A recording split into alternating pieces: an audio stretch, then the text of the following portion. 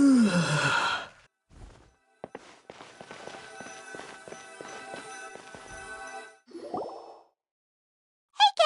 it's us. Got any new commissions? Specifically one with a huge more attack, perhaps?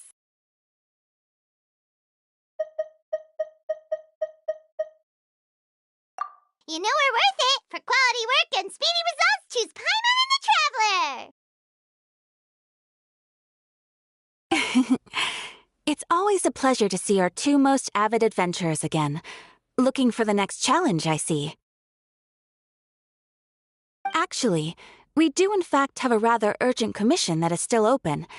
Having read the details, however, I don't believe you'd consider it to be lucrative. Don't worry about that. We were just kidding. So what's the situation? To put it simply, the requester is looking for a temporary replacement actress for their musical.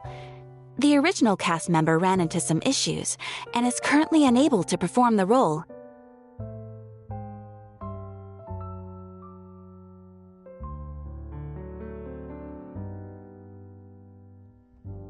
But the troupe has also been experiencing some financial difficulties, so unfortunately they cannot afford to pay the replacement actress.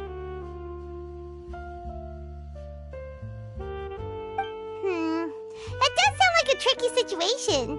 So basically they're looking for a volunteer? That's right. Our adventurers reached out to many actresses, but none of them were willing to take the job.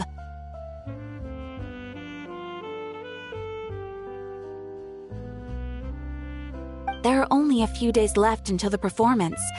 If they can't find someone in time, they'll probably have to postpone the show. And delays tend to create all sorts of new problems. Got it. Oh, this one's a doozy. What do you think, Traveler? Any ideas?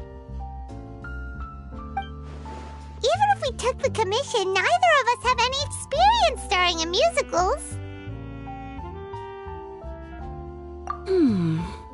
If you're interested in helping, why not start by having a chat with the requester? He's right over there. Maybe you can't fill the role yourselves, but you might be able to help him figure out another solution. Maybe there's something he hasn't thought of. Oh, it's that guy, huh? No wonder, he looks like he just ate a sour lemon. Paimon approves! Let's go!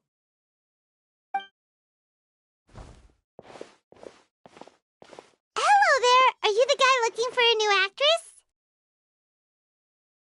Wait, I know you two! Are you really willing to act in my musical? Wow, sounds like we're pretty famous in Fontaine already. But to answer your question, neither of us have any experience in musicals. But we heard that you're in a bit of a bind, so we figured we could at least try to help you think of a solution.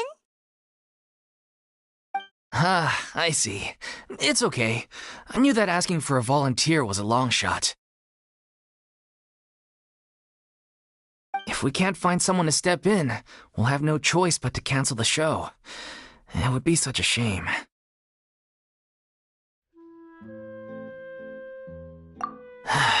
That's the thing. We're not some high-profile theater troupe, just a group of amateur enthusiasts. All our sets and props are very crude. We're grateful enough just to get an audience, never mind ticket fees. If we had a way to make this profitable, things might have turned out differently. But now, it looks inevitable that we'll disband. Disband? You're splitting up the troupe? Oh, I guess the lady at the Adventurers Guild didn't tell you? Yeah, this is supposed to be our final show together as a troupe. One last show, and after that, we go our separate ways. So we were really hoping to end on a high note. Nobody wants things to just fizzle out. Not after all the time and effort we've invested into it. Yeah, the leading lady, in fact. She's been dealing with a chronic illness ever since childhood, and unfortunately, it flared up again recently. It really drains all her energy, so she's in no state to perform. The show just won't be the same without her, but for everyone else's sake, I still hope we can find a way to hold the performance on schedule. Got it. We have a clearer picture now. Let's see if we can come up with any ideas. What if we sponsored the show? Traveler, how much more are you carrying? Please, there's no need to go that far. I wouldn't feel right asking such a huge favor, and I can't promise that we'd ever be able to pay you back.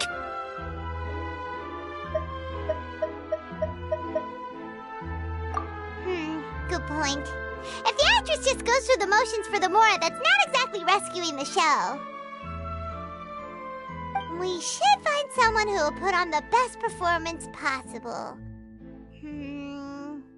Oh, wait! What about... you know who?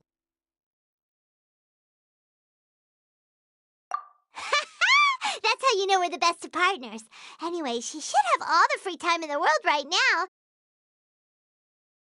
She's really good at performing, and she was once super popular with the crowd. Performing in a musical should be a piece of cake for her.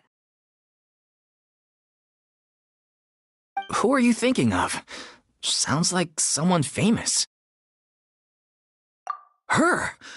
You're... That was a joke, right? Nope. Paimon doesn't actually know if she's performed on stage before, but Paimon's pretty confident that she'd be really good at it. You're not wrong there. She has actually performed in a number of big-name shows before. They were one of the reasons she was so popular. But even if she's no longer the Hydro Archon, it's not like she's suddenly a commoner.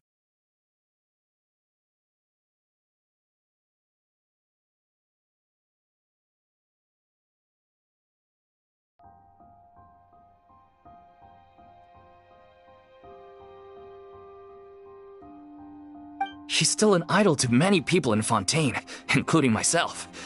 I just think Lady Furina might feel a bit out of place in an amateur troupe like ours.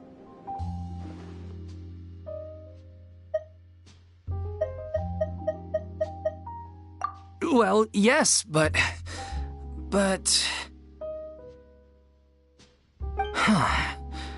Fair enough.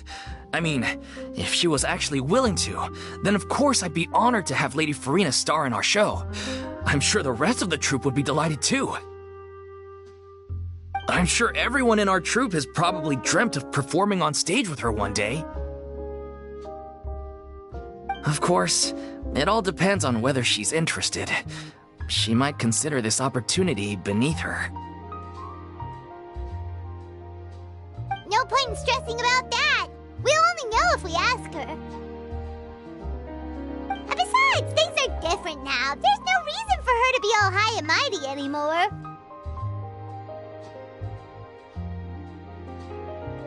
Thank you for your help. I guess I'll just stay here and wait for the good news. Good luck. Wait, where does Furina actually live nowadays? She used to live in luxury at the Palais Mermonia, but she's, moved out, right? As it happens, I have her current address here. I can provide it to you.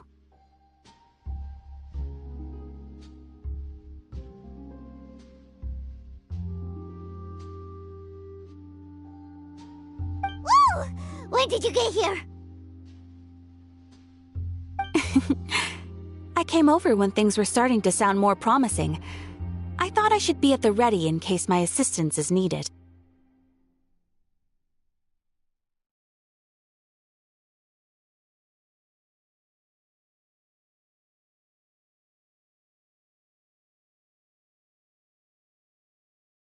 It is my duty to support commissioners in any way I can. Thank you, ma'am. Thank you so much.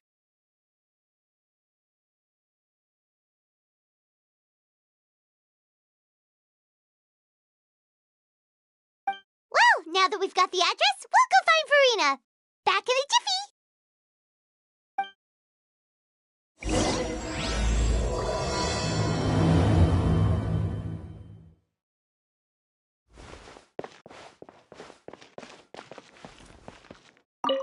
can't believe they're seriously asking Lady Furina.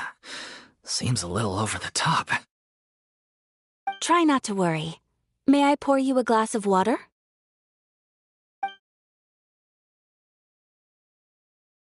I can't believe they're seriously asking Lady Furina. Try not to worry. May I pour you a glass of water?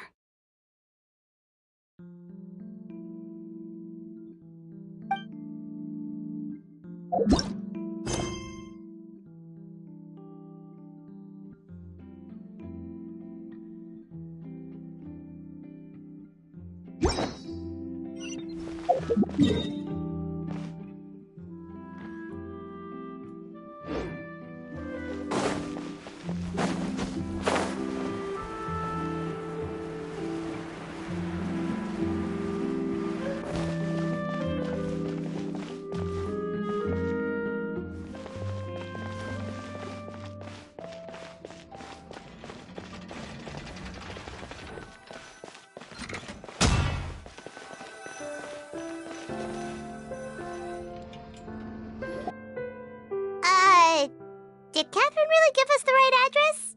She lives here?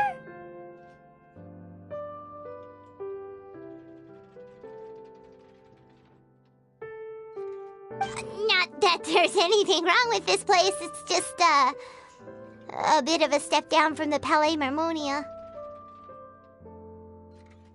You know, it's common courtesy to make sure the homeowner isn't in earshot when you're denigrating their abode.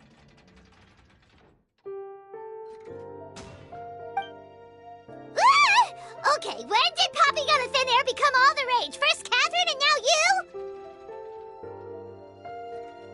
I was just out on a shopping trip. I ran out of macaroni, so I went to grab a few more bags. I used to have a much wider range of choices when it came to food, but now I'm finding that simple, traditional home cooking can be quite delicious too.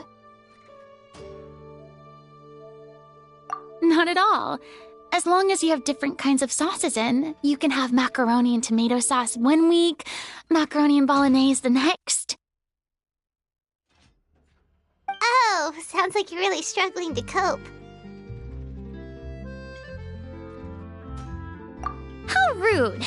Questioning my cooking skills. The audacity! It's not like I have a very eventful life these days. Actually, I barely leave the house. So I don't see how it's unusual that my meals are a little simpler now, too.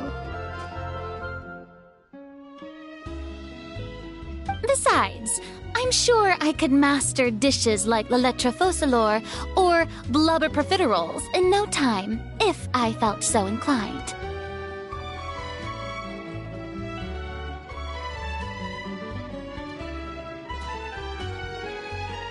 Ah, there it is. You don't know how to cook. Not yet, maybe, but... Anyway, what are you even doing here? I do hope you didn't come here just to ogle at my fall from grace.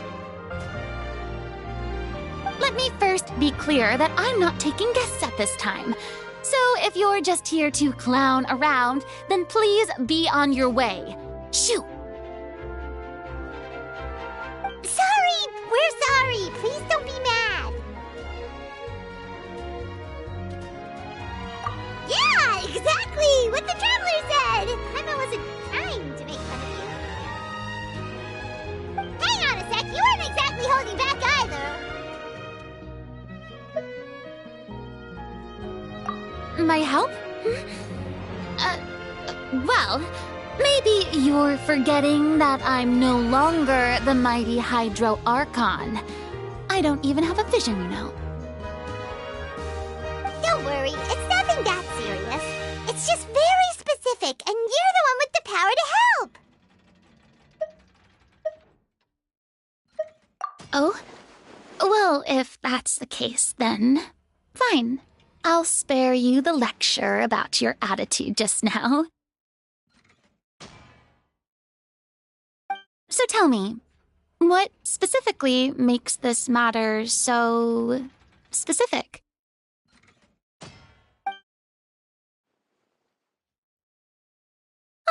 I see.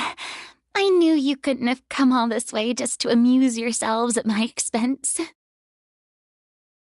After all, I was once the brightest star in all of Fontaine, well-versed in all the various performing arts. A mere musical is well within my capabilities. But given the present circumstances, I'm afraid I must regretfully decline your casting request.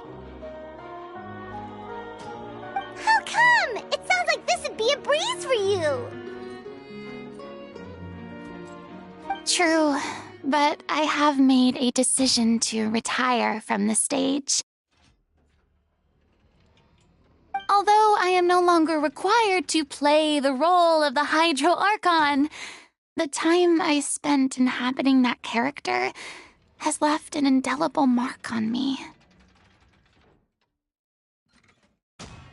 Centuries of pretending to be a different person changes you completely. I'm not the same person I once was. Of course, that can't be undone now. It's too late, and I have no intention of reinventing myself all over again. But at least I can say that I no longer desire to play any new roles. Paimon can understand. But this is just a one-off part to fill in for someone who's sick. Surely that's okay. Whether it's a one-off or not, it's a boundary that I've committed to no longer cross. If I make an exception to the rule now, I'm just leaving a back door for myself, which would be the same as not having a boundary in the first place. So I'm not going to perform, and that is that. Okay, guess there's no convincing you. Well, is there anything else we can do to help out the troupe? Otherwise, they'll just have to disband without any fanfare. Do you know any other actors who might be interested in the role? Nope. Short and to the point, okay.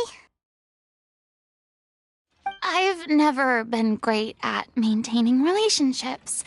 Besides, anyone I've ever worked with probably couldn't wait to get rid of me. Since I'm just an ordinary person now, they'll probably just laugh in my face if I go asking them for help.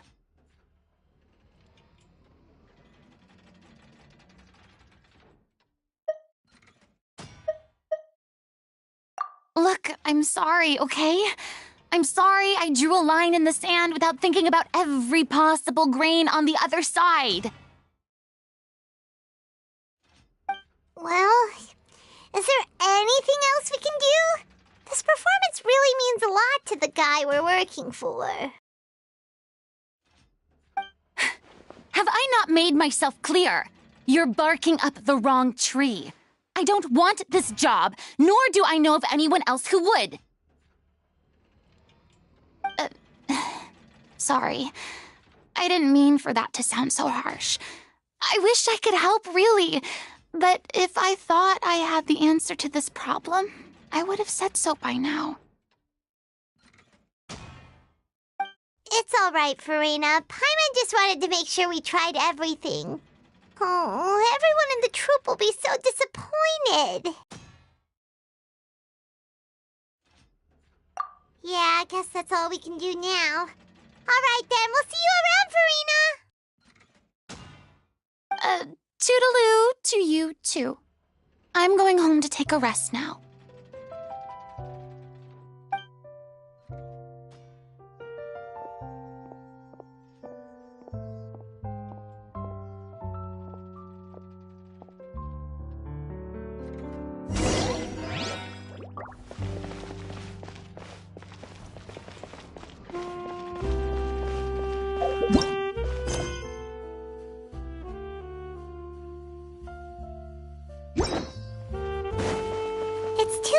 but we have to respect Furina's decision. Maybe the thought of performing brings up too many painful memories now.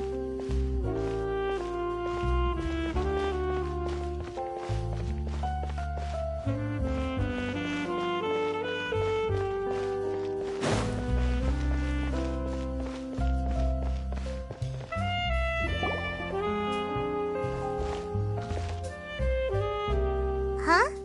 What's going on? Are they arguing?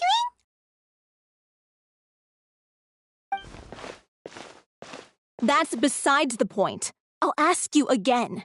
Why did you start looking for a replacement without my consent? When did I tell you I'm going to take a step back? You didn't need to say it. We've known each other for how long now? We know the signs. But you never tell us about your illness, even when it's clearly flaring up. And that gives you the right to make a decision on my behalf? Shortly after you left, the troupe's lead actress came to the Adventurers Guild. She believes that she's healthy enough to perform. Excuse me, but can you both take a moment to discuss something else for now? The adventurer assigned to your commission has returned. Sorry, I was just dealing with a little misunderstanding. So, how did your conversation with Furina go? Sadly, it's a no from her. We tried to persuade her, but she wasn't having it. She doesn't want to play the role for personal reasons. I see.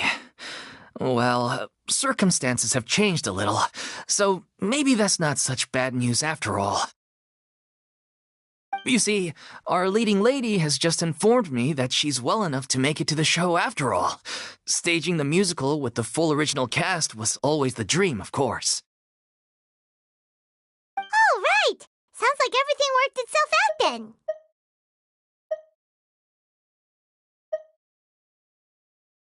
Yeah, she'd be livid. We'd get the scolding of a lifetime. Jeez, is Lady Furina really so harsh with people? Only joking, calm down. So, guess we can consider this case closed now, huh? Despite the fact that we failed to complete the commission, we were still racking our brains for ideas on the way back here. Look, there's no point arguing with you about this anymore. You've made yourself very clear, so I'll stop looking for a replacement. This is the last chance we have, though. If your illness flares up again, there won't be time to find anyone to replace you. So, are you absolutely sure you'll be able to handle it? The whole team is putting everything they have into this final performance. We have to make sure it goes ahead. Yes, I'm completely confident. I've been taking a new medication from the doctor, and it's working brilliantly. I'll definitely be able to tough it out until the performance day. I share everyone's desire to commemorate all our years as a troupe with a proper farewell show, so the last thing I want is to be left out. Every one of us thinks of this troupe as their home, myself included. You're right. I'm sorry. I let myself get too worried about the show. I should have asked for your permission first. All's well that ends well. Sounds like the show will go on. Sure.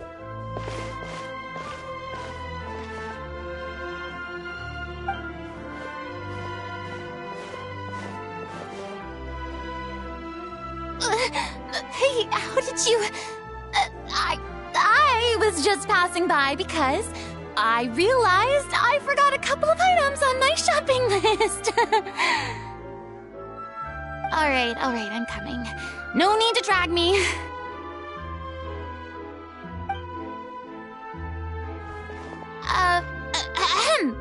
Hello, one and all. I couldn't help but overhear your conversation just now. Furina? Didn't you say you were gonna take a rest at home? What are you doing here? I was just ever so slightly concerned about the situation you mentioned. Yes, a teensy bit concerned, that's all.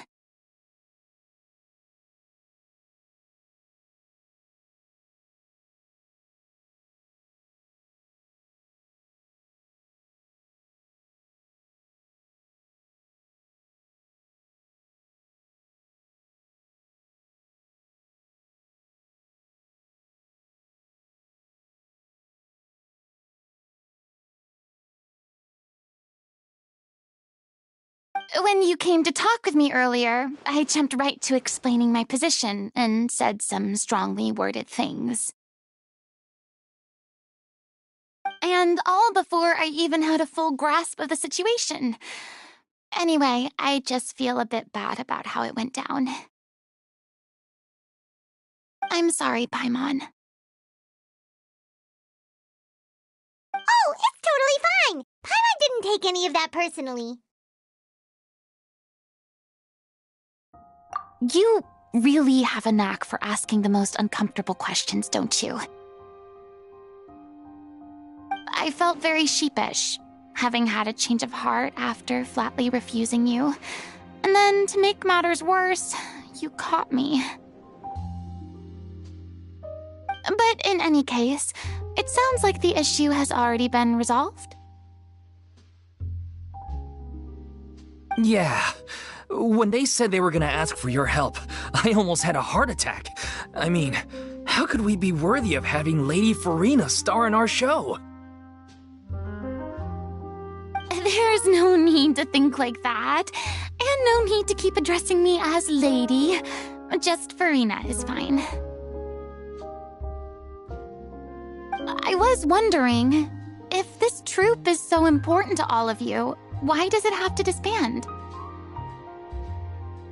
If the difficulties are purely financial, then there must be a solution. You could put the shows on pause while you look for a sponsor, for instance. Everyone seems so devoted to the troupe. I'm sure if you keep chipping away, you'll find a way through. We all want to believe that, but some things are just beyond our control. Everything's been going downhill ever since we lost our director. She was the heart and soul of our troupe. She kept us going.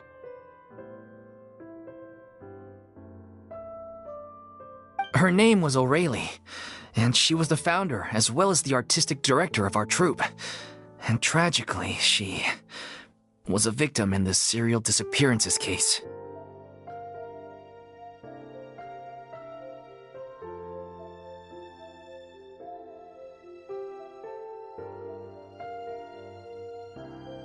What? That's actually how I recognized these two. It was all thanks to their efforts that the true culprit was brought to justice. But still, no sentence can bring our director back to us. She was a loyal fan of your performances, Miss Furina. They were what first inspired her to get into musical theater. She rallied many people around her who were destitute or had lost their sense of purpose in life, and convinced them to join her troupe. She wrote her own scripts, acted on stage, and mentored each and every one of us. People loved our performances back then. We seemed to be going from strength to strength. Things were really looking up for us. And then disaster struck.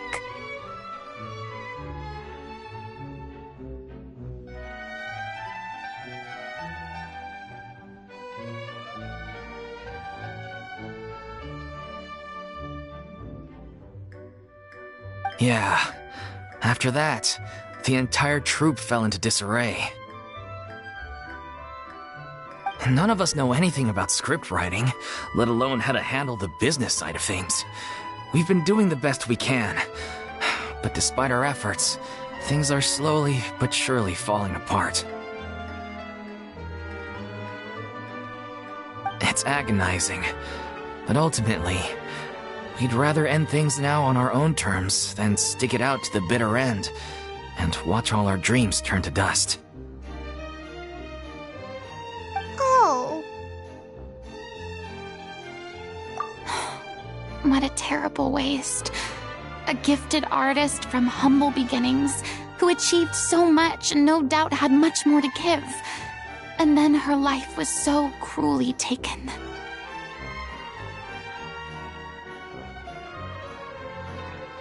I suppose it's fair to say then that this final show, besides being your farewell to the stage, is also your final gift for her? Yes, exactly. We all miss her terribly. Well, good thing I followed the traveler here. After hearing this tragic tale, I can no longer stand by and do nothing. Furina. I know what you're thinking, but I by no means plan to cross the boundary I've set for myself. Besides, they're no longer looking for a replacement anyway. I can, however, provide some artistic guidance from the vantage point of a highly experienced audience member. But only if you feel this is something that would help, of course. Oh, most definitely! We'll take any guidance that you can give. We unfortunately don't have any budget for a consultant, though. Will that be a problem? I don't need any compensation. All I'd ask in return, if you're willing, is that you tell me some more about the life and work of your late director. Something I've begun to realize since my departure from the Opera Epiclese is that there's a lot you don't see when you observe everything from on high. The law only judges criminal behavior and does not weigh human emotion.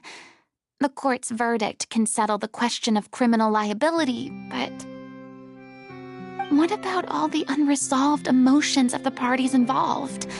What happens to them?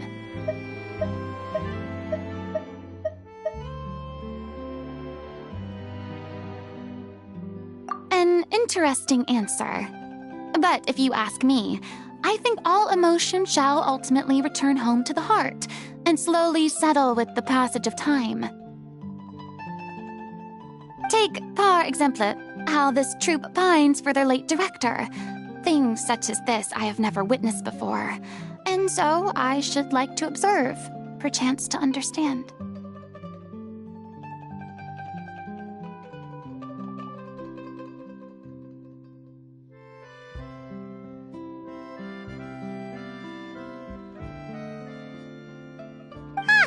Still a fan of your old dramatic monologues then, huh? You just want to get back in on the action, don't you? No. This is a completely different situation. Pearls before swine.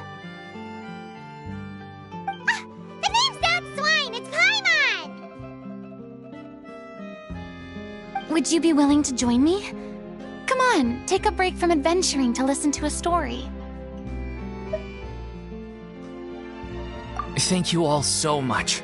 Our director was a huge fan of Miss Furina's performances, as of course we all are. Alright, follow me. We'll go to our usual practice space.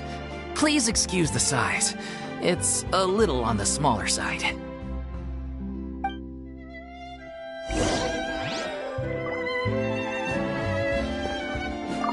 Ad Astra Abyssosk.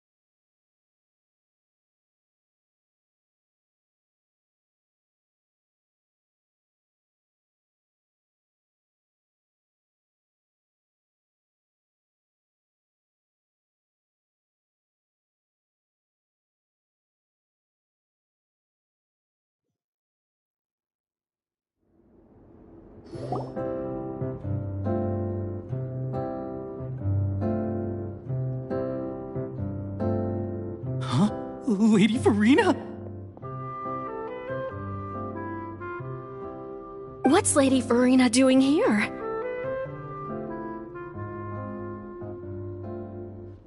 Hello all. Allow me to explain. As of today, Miss Furina will be supporting our production of The Little Oceanid in the role of artistic consultant. These two over here are the ones that made it possible. They kindly reached out to Miss Furina on our behalf. I'm sure they need no introduction. You bet! That was the trial of the century! You helped bring our director's murderer to justice. We can't thank you enough. Oh, please don't mention it. We're just here to join in on the fun. So, you were saying The Little Oceanid? Yeah, that's the name of our final show. It's an unfinished script left behind by our director. One of our greatest regrets is that she never got to complete it. So, if we can bring it to the stage and make it a successful show, we can all take some solace in that. Wait, but if it's not finished, then... Yeah, we've been battling issues on every front trying to realize this dream. Anyway, let me give you a quick summary of what the story's all about. The protagonist of the story is a young Oceanid who transforms herself into human form, despite the protests of her family. She longed to live just like any other human, and sure enough, she found friendship and even love. Everything seemed perfect.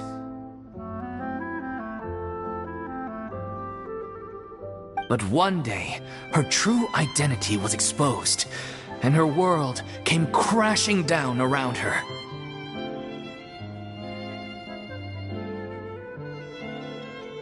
So far, so good. A classic tale. What happened after that? That's one of the issues we've been trying to deal with. Unfortunately, this was as far as the director got with her script. We need a proper ending so we can bring this musical to the stage, but people have different opinions on which direction to take it in.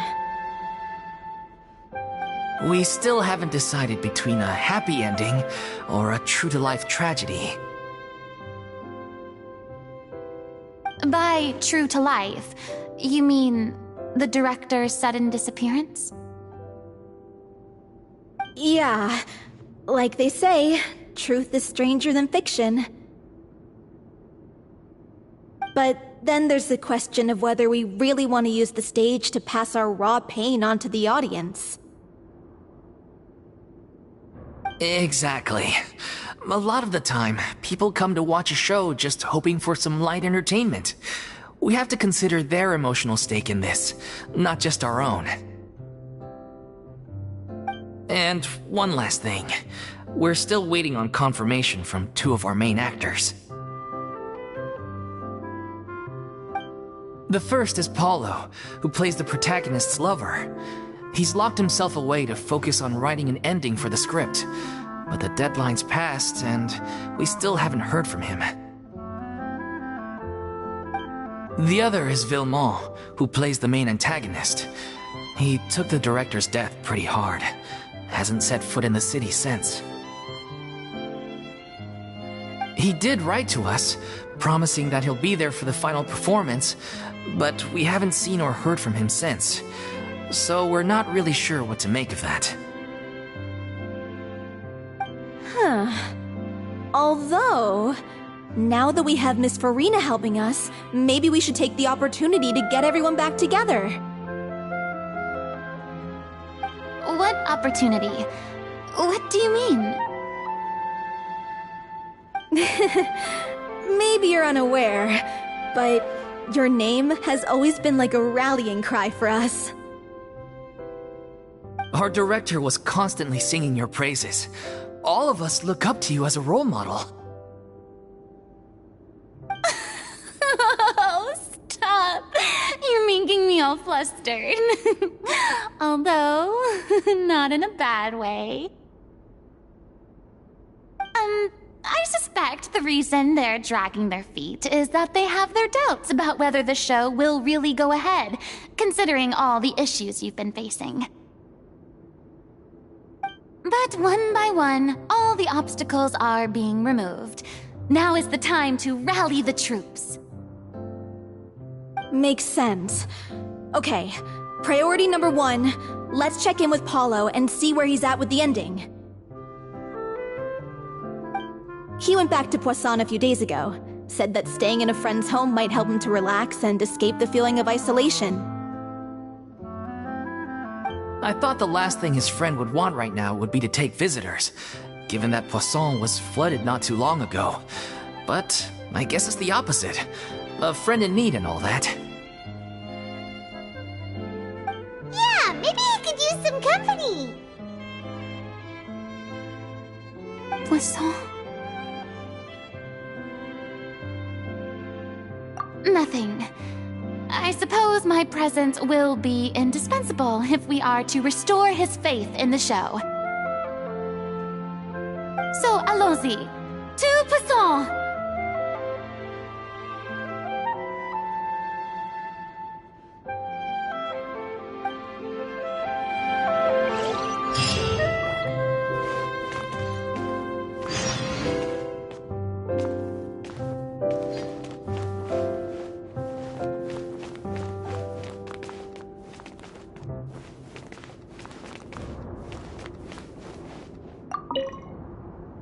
You're off to Poisson to find Paulo, right? Have a safe trip. We'll take care of the troop while you're gone.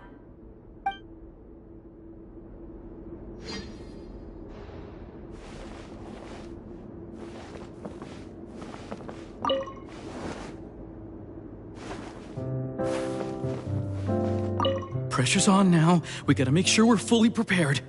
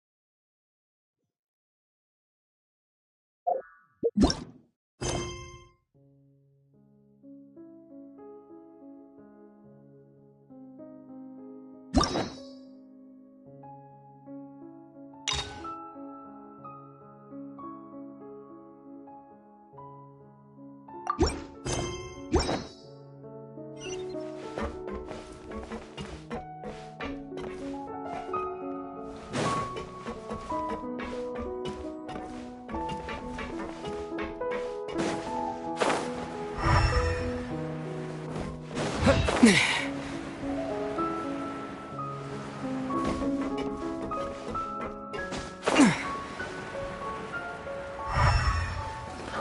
where you're going. If you get hit by my wrench, it's your own darn fault.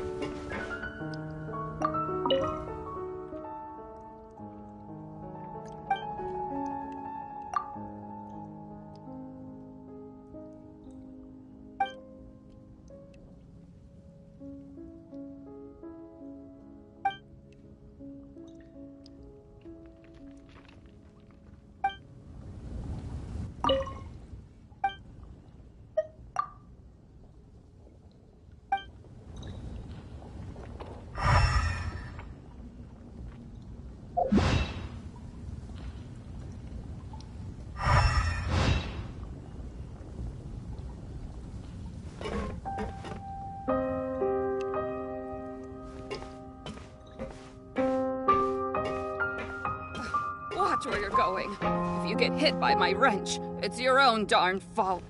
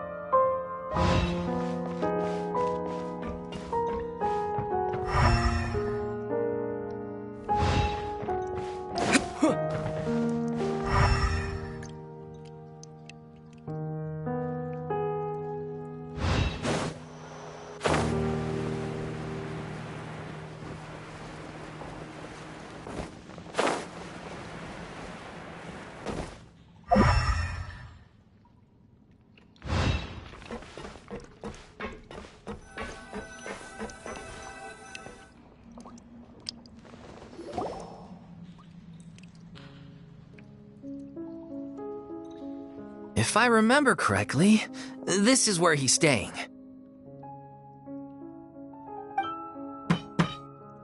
Who is it?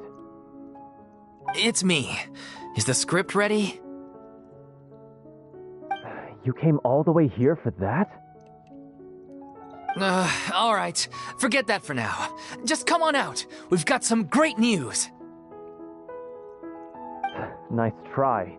Look, just give me some time, okay? I'm just wrapping up this last part of the script. I'll be out once I'm done. Okay then. Looking forward to your masterpiece. So, as expected, he's missed the deadline. The ending is one of the most important parts of the show. Even once he's done, it isn't final until we've all had the chance to read through and make sure we agree on it. Someone told me they'd just seen you in Poisson. I assumed it was a case of mistaken identity, but sure enough, here you are. And Furina, too. I was wondering if we might run into her. So, you're here for Paolo? Looks like he could be a while, so feel free to take a stroll around town in the meantime. I've made all the arrangements already. Oh, it's okay. We can just wait here. Thank you for being so considerate, Miss Navia. That sounds wonderful. We'll take that stroll. Get over here, you! How oblivious are you?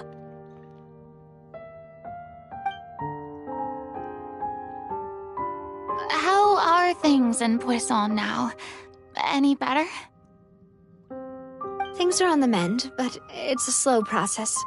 Some people may never recover from the trauma they experienced. I'm sorry to hear that. I wish there was something I could do.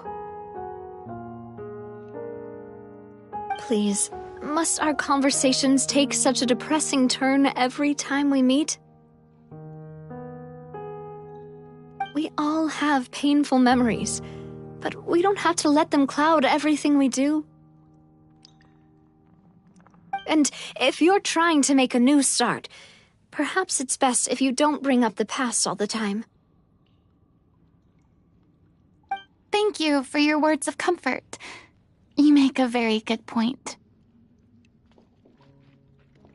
But for now, at least, I think I should stay with the way I'm feeling for a while longer. It's okay. These things take time.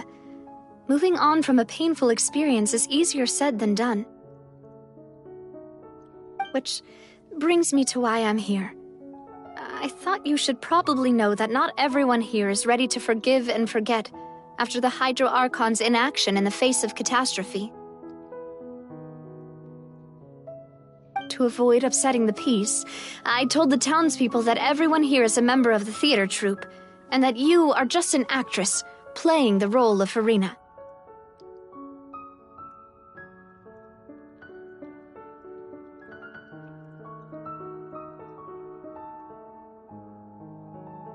It's not a perfect solution, but hopefully it means you won't have to lie low while you're here.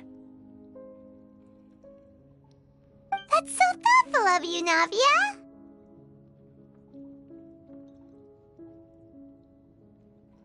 Well, what do you expect? I am the courageous and considerate president of Spina di Rosula, after all, like my father before me. Anyway, that was all. Look after her now. Off we go then. Let's take a look up there. I don't have any friends that I can be frank and honest with, so maybe she's right. You're the closest thing to friends that I have.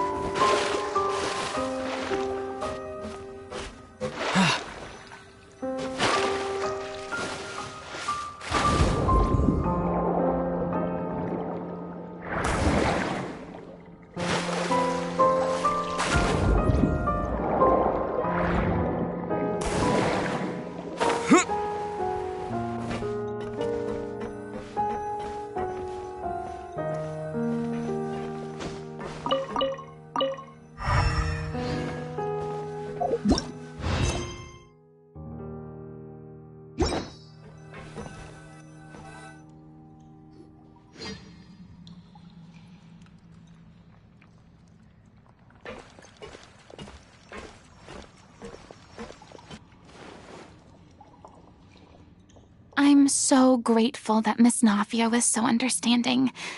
To be perfectly honest, I didn't know if I was ready to meet her. It's always easiest to just run away from your problems, but that never fixes anything.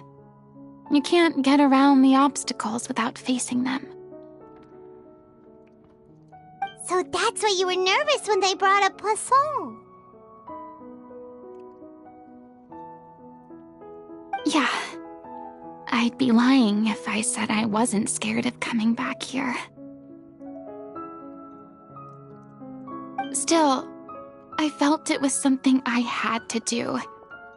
As I was saying before, I want to see for myself the things that I never could in the past. I'd be overjoyed if the people here could find it in their hearts to forgive me, but they're more likely to unleash a tirade of vitriol against me, which, of course, I completely understand and accept.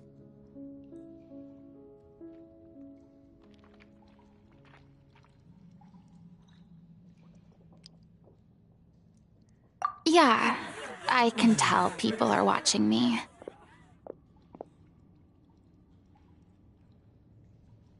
I'm sure some people here see the idea of someone coming to Poisson dressed as the Hydro Archon as extremely disrespectful. I used to be terrified of the gaze of other people, especially when they had suspicion or resentment in their eyes. I guess I wasn't quite ready for this after all. I'm not surprised you're making yourself go through all of this. I can't let myself see only the things I want to see. How would that make me any different from before? Look! There seems to be a crowd gathering over there.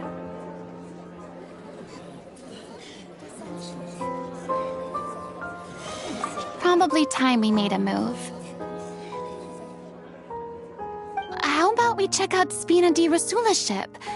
We should have a view of the whole of Poisson from there.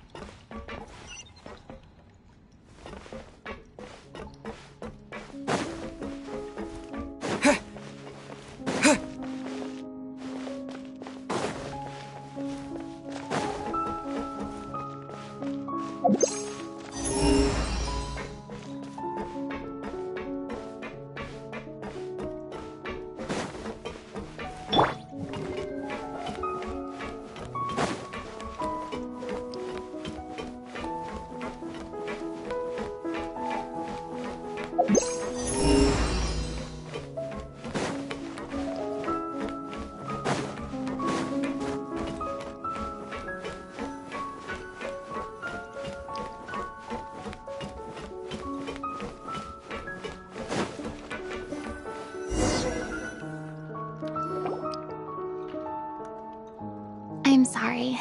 You probably just wanted a relaxing stroll, and here I am dumping all this heavy stuff on you. We don't mind. It's actually refreshing to see a different side of you. Great. Well, I appreciate your company, so please don't disappear just yet.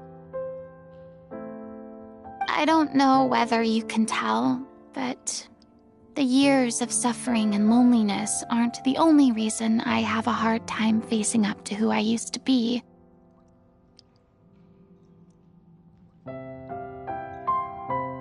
As I stand here by the ship, I can't get the images of the rising water out of my mind. One after another, people were taken by the water. All those treasured lives and memories, washed out of existence in an instant. They thought their god would protect them. They had absolute faith that when disaster struck, a divine power would save them from harm. And all the while, I played my part to perfection to convince them that was true. But then the floodwaters finally came, and the Hydro Archon did nothing. You shouldn't look at it like that. You were only doing your duty. I've had to go through so many moments like that for the sake of protecting the truth. As time went on, it got harder and harder to bear, and I became more lonely and isolated. Eventually, I realized I had nothing left except the truth. I became terrified of completely failing in my task, and was haunted by the thought of being left all alone, weeping on my throne. Fortunately, we were able to avoid the worst-case scenario thanks to the help of heroic individuals such as yourselves. Everyone rose to their responsibilities, and I finally regained my freedom. But on some level, freedom also means no longer being needed. I have no further use to people. Paimon would have never imagined you'd see it that way. A reward?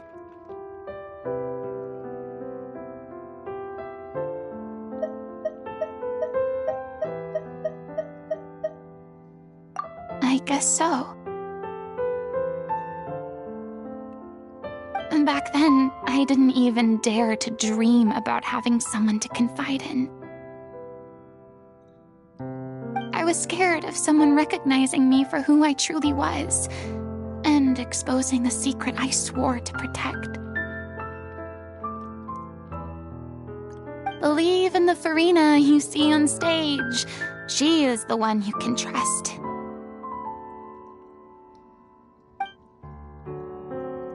I had to keep all my feelings, all my curiosity about life to myself. No one could be allowed to know. That's what I really meant when I said I'm no good at maintaining relationships. So that's where you were coming from. Paimon totally thought you were just a bit of a diva at heart. Could you please get off my case? I don't know what's gotten into you today. I'm making an effort here. You could at least try to do the same.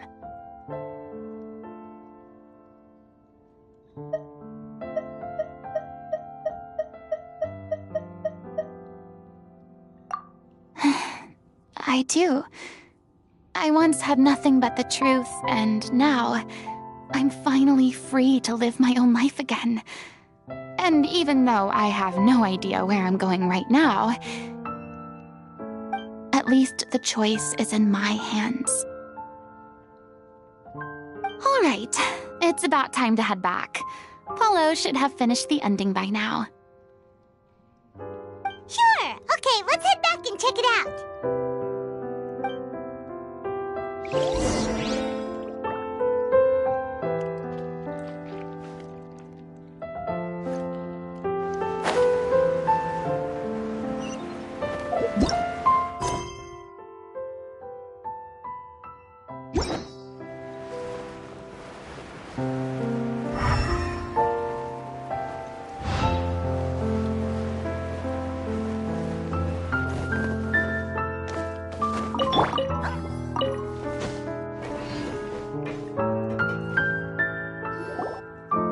Didn't you say you needed to watch what you eat?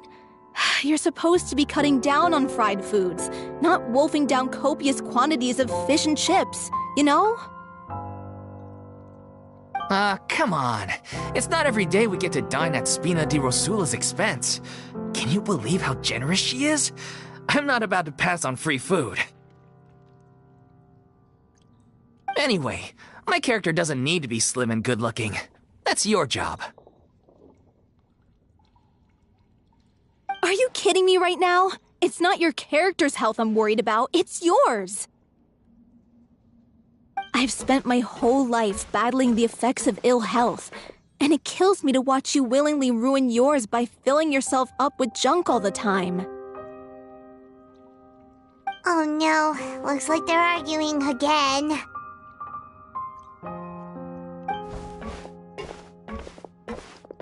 We're back! Could you maybe put your differences aside for a moment? Ah, you're back. We've been enjoying Spina di Rosula's VIP treatment in your stead. Paulo's nearly done. We shouldn't have to wait too much longer.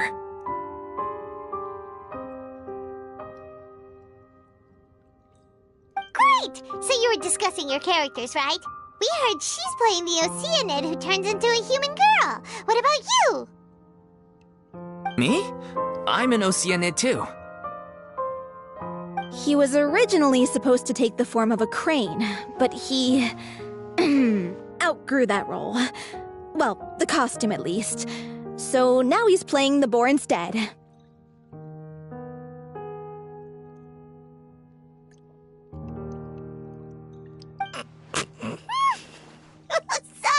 Sorry. The boar's not a bad character, actually. He's the one who raises the little Oceanid, yes? That's right. He has some pretty memorable lines, too. Like when he imparts some solemn words of wisdom to the little Oceanid. If you become human, you can reveal your secret to no one. You will face suffering and loneliness. Is this truly what you want? Wait, that sounds kind of familiar. It's the most important line in the whole script. I think it's a symbolic statement about our director's life and legacy. She kept quiet about all the trials and tribulations she faced in running our troupe, allowing us to devote ourselves fully to performing. It was only after she was gone that we realized how tough her job really was. You mentioned earlier that the troupe is like your home. Yeah. I was born with an incurable illness, and once my family found out it couldn't be treated, they decided they didn't want me anymore. I spent some years taking whatever work I could find and trying to manage my illness with various medicines. But whenever I had a bad flare-up, I'd be lying in an alleyway for days at a time. It was like that until the director found me one day. She told me I had a great voice and asked if I was interested in studying singing from her. I said yes. She took me under her wing, taught me to both sing and act, helped me find Mora for my meds, took care of me when my condition decided to flare up. I know it was all a huge burden on her. She sounds like a really incredible person. She really was. She gave everything she had to her troupe and the people in it. All of us were so proud to call her our director. I was a lost child too when she found me. As the child of a murderer, my parents weren't around when I was little, so I got sent to an orphanage. The other kids were always picking fights with me. They'd say things like, "Come on, you must be pretty tough if you're the son of a murderer." It was just to taunt me, though. I was an easy target, and they knew it. One day, I got beaten up so bad that I just couldn't take it anymore, so I ran away. I lost all faith in humanity by that point. Thought the whole world was out to get me.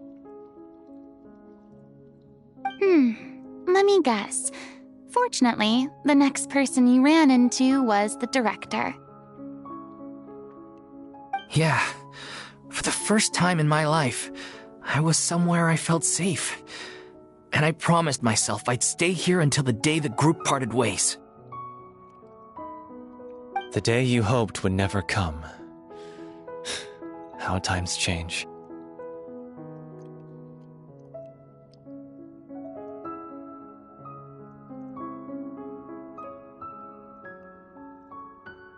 Oh, you're finally done? Get your butt over here. There's someone I need to introduce you to. This is our new artistic consultant, Miss Furina. Furina? The Furina? Oh my god, how did you manage to wrangle that?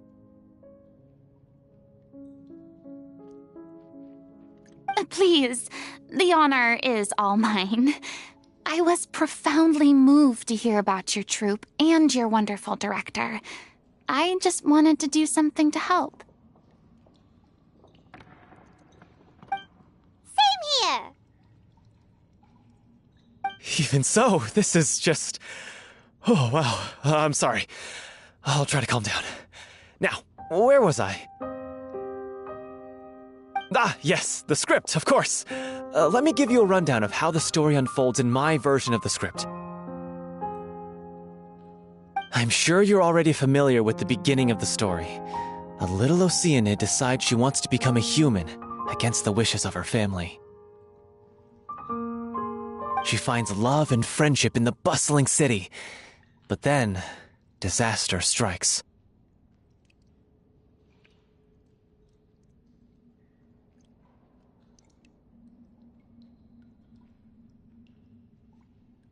The people start to notice that all the fresh water in the surrounding area is slowly disappearing.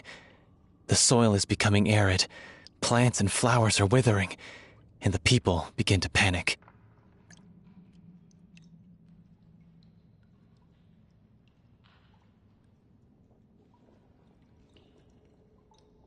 The little Oceanid, Cleo, and her lover decide to do something about it and investigate the truth of the matter together.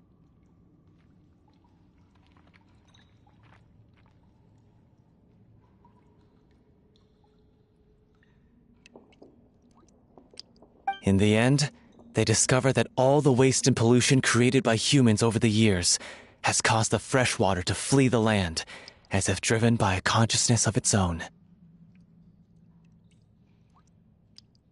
Consciousness? You mean the water is sentient? Water as a conscious entity. There's actually quite a few stories that explore this theme. Since the little Oceanid is a water spirit, she immediately understands how the water is feeling. She then tells her lover about her true identity, as well as the truth behind the crisis. Her lover accepts her for who she is, and works with her to find a way to bring the water back. However, unbeknownst to them, there were some people eavesdropping when she revealed her secret.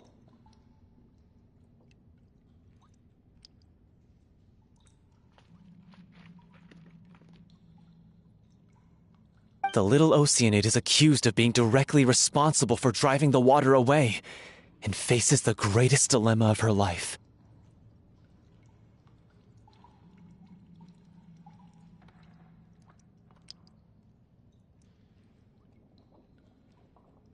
And then? In the end, she makes the brave decision to sacrifice herself to save her lover, and the rest of humanity.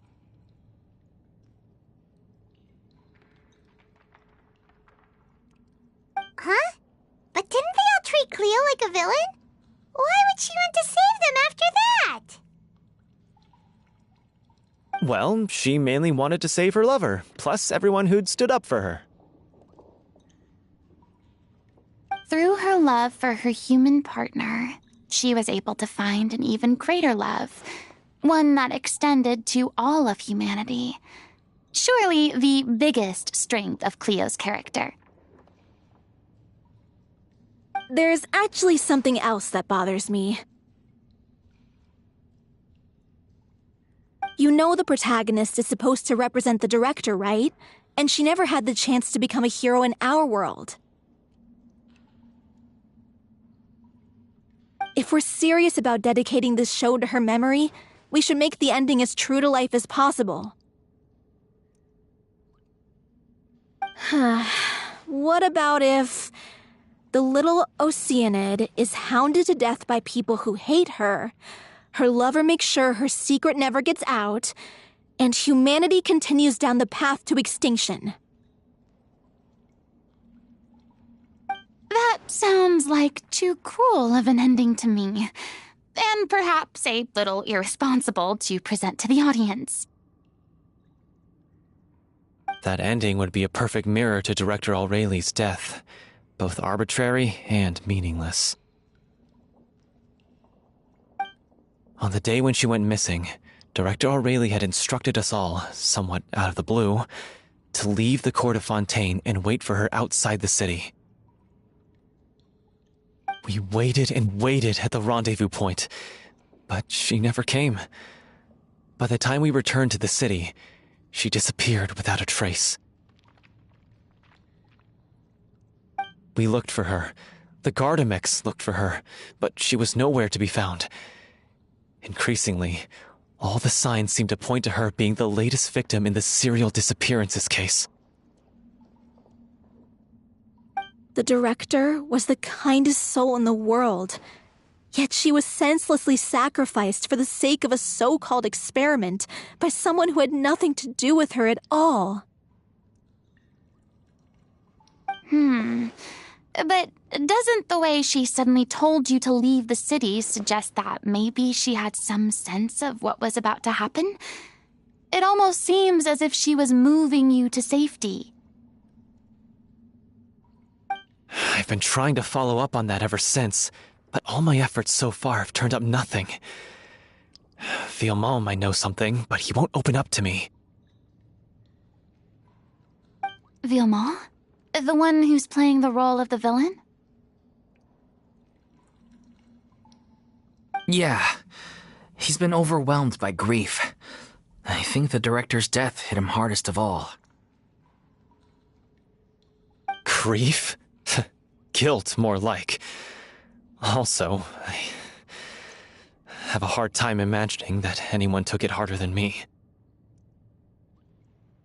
Because, well, speaking of the play being true to life, I was deeply, madly in love with Aurelie. What? You kept that one quiet. It's time to be upfront with you all. No more keeping secrets from each other. We'll never be able to agree on the ending if we can't be honest about how we feel.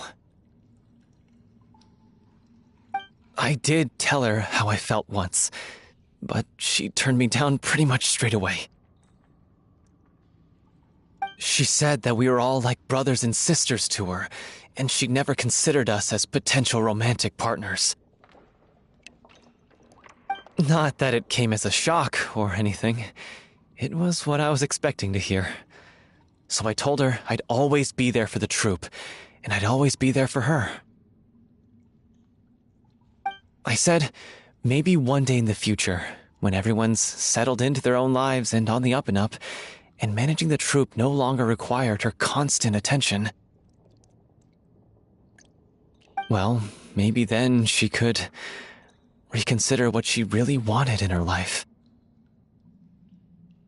And now, that day will never come. Oh, Paulo. So if I'm the one writing this ending, then I'm gonna make sure it does right by Aurelie. I won't let anyone get in the way of that. In that case, you have to straighten things out with Villemont once and for all, face to face. We've all had our differences of opinion over the ending, but those two have never seen eye to eye on anything. One of them has to compromise if we're ever going to reach a final decision. Well, if that's where we're at, looks like it's time to go visit Vilmo.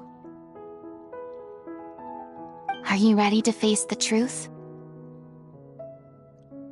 Honestly, I'm slightly terrified. But for the sake of our final performance, I'll do whatever it takes. Funny you should ask, though. You really do get what I'm going through right now. I certainly do.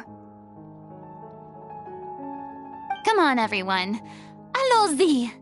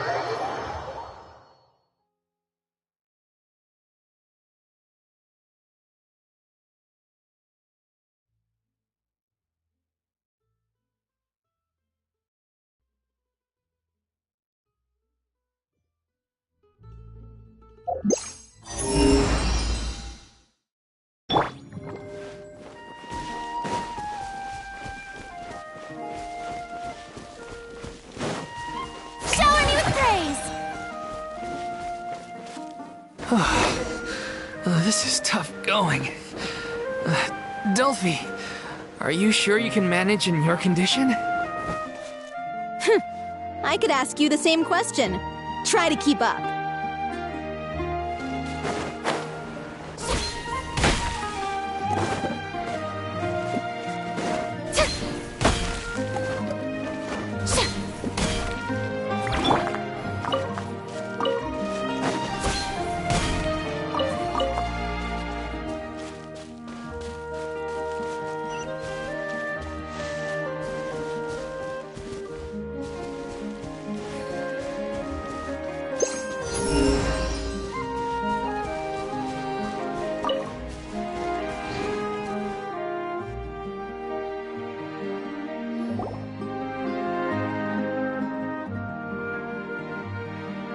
Ugh, as if this journey wasn't tough enough already without a roadblock. Don't worry, we should all be fine with the traveler here. We don't need to take a detour.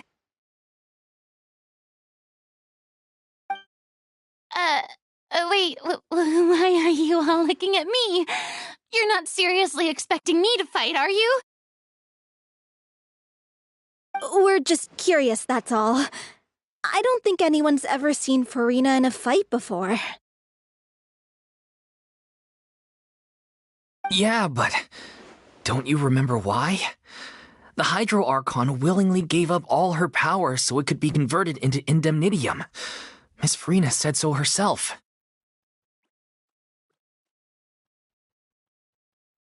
Precisely! And I'm not even the Hydro Archon anymore, so all my power is gone anyway. As much as it pains me, unfortunately, I should just stay put. I'm more like a damsel in distress more than anything. That sounded so smug. Ugh, secondhand embarrassment is unbearable.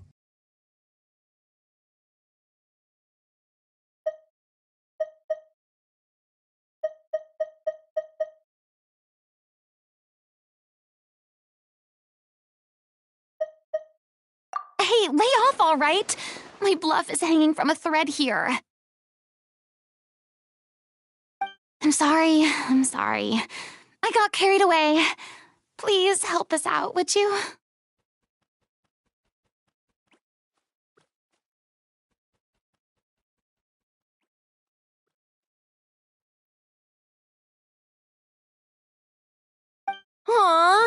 Too bad. I was so pumped to feast my eyes on fight mode Furina. Sorry to leave all the heavy lifting to you. Don't worry, piece of cake.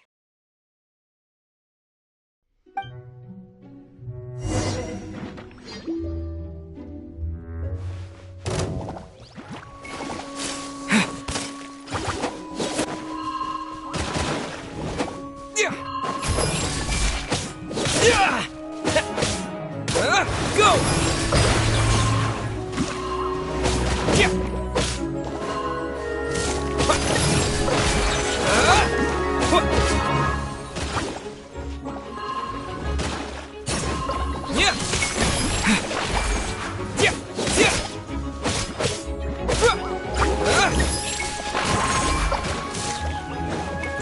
Water jet!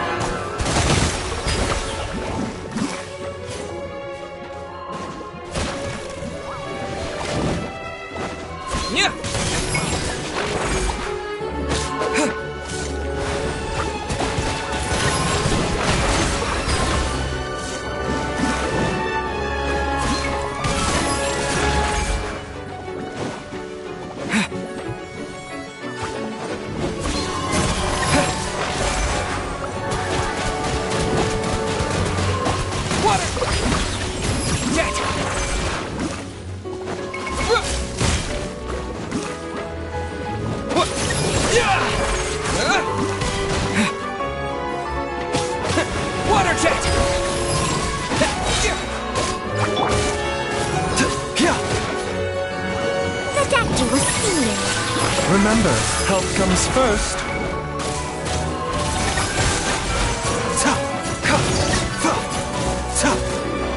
Mine. Side effects.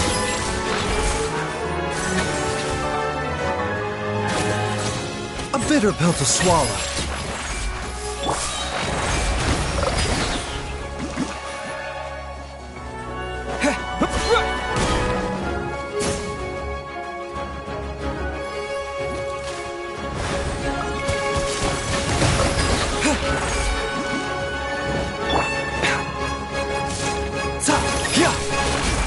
Will see you.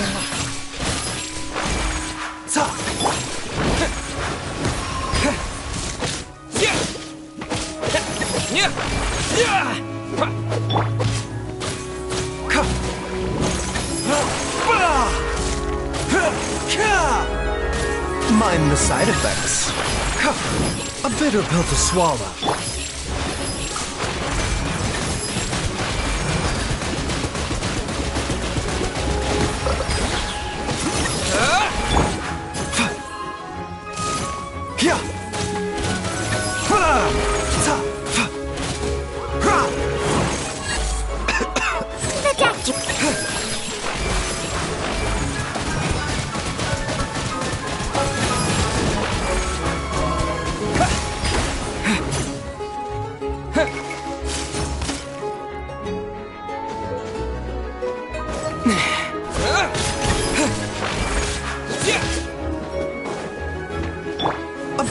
to swallow.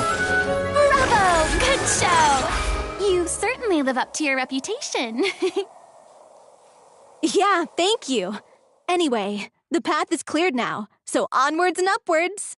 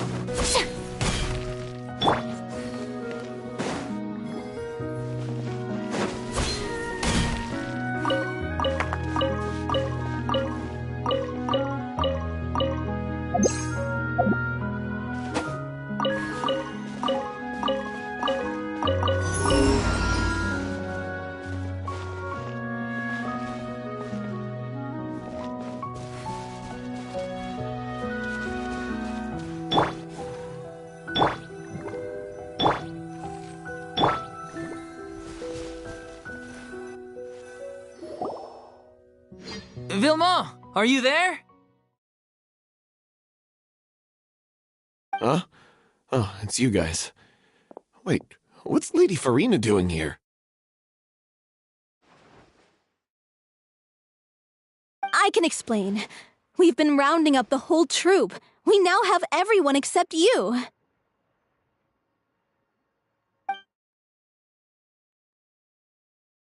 So, you think knowing the truth about the director's disappearance will help you write an ending to the script that pleases everyone?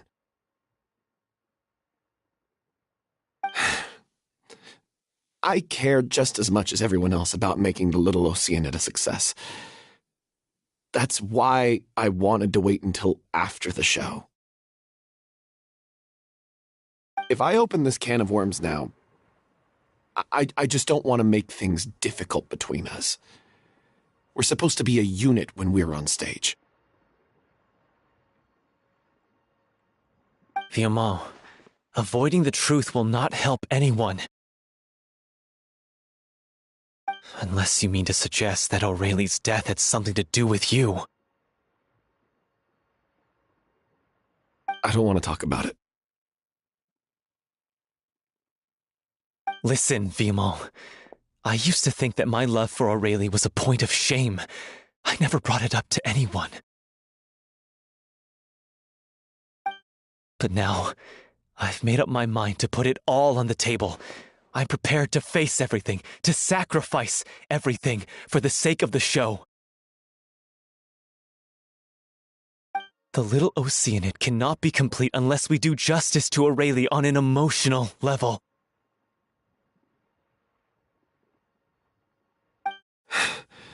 This is why people think of you as not being the smart one. As you all know already, the troupe was kept afloat not from ticket sales, but donations from the audience. Of course, that was nowhere near enough. We took on side jobs when we weren't performing, but even then, the troupe's financial situation was pretty dire. So, anyway, one day after a show, a merchant came to me and offered us a huge sponsorship. In return, we just had to provide the audience with their drinks during performances.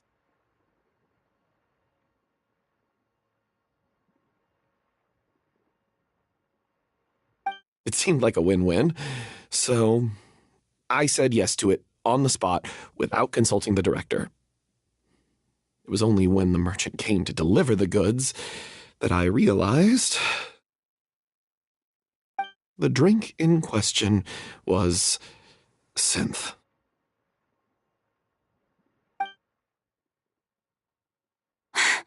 Isn't that the drink peddled by the culprit behind the serial disappearances case?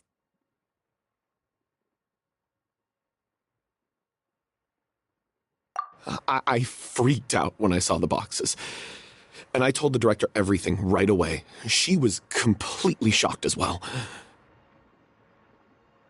But she didn't reprimand me for making the decision without consulting her.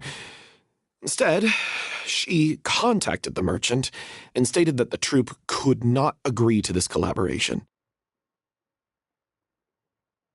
The merchant was furious, berated us for going back on our word, and threatened to sue us for damages. The amount was astronomical. There was no way we'd be able to pay.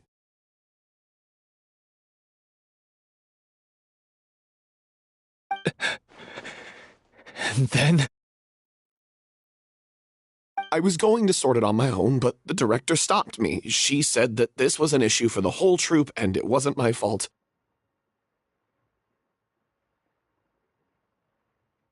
But things only got worse from there. The synth merchant just wouldn't let up, and then suddenly the director told us all to leave the city one day. I knew then that things must have reached a boiling point. I admit this whole thing was my mistake. I didn't dare to tell any of you the truth back then, and after the director disappeared, I was even more afraid to say anything.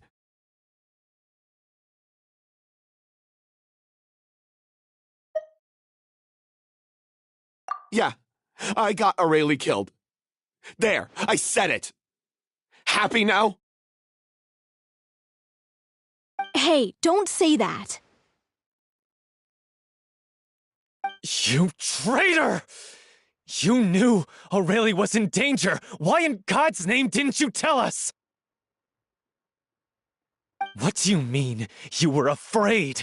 This was a life-and-death situation. We could have saved her! How could you be so stupid?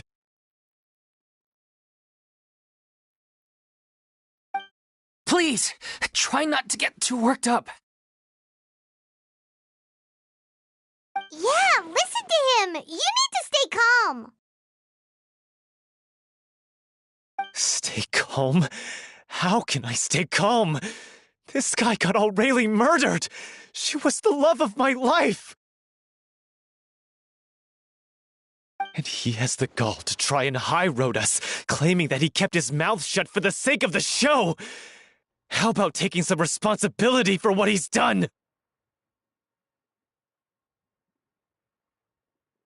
All I can say is I'm sorry. Truly. I wanted to apologize to everyone in the troupe, but that won't bring back the director. What good is my apology now? I'm just a coward who made an awful, terrible mistake that I can never take back. Beat me up if you want. Kill me if you prefer. It's what I deserve.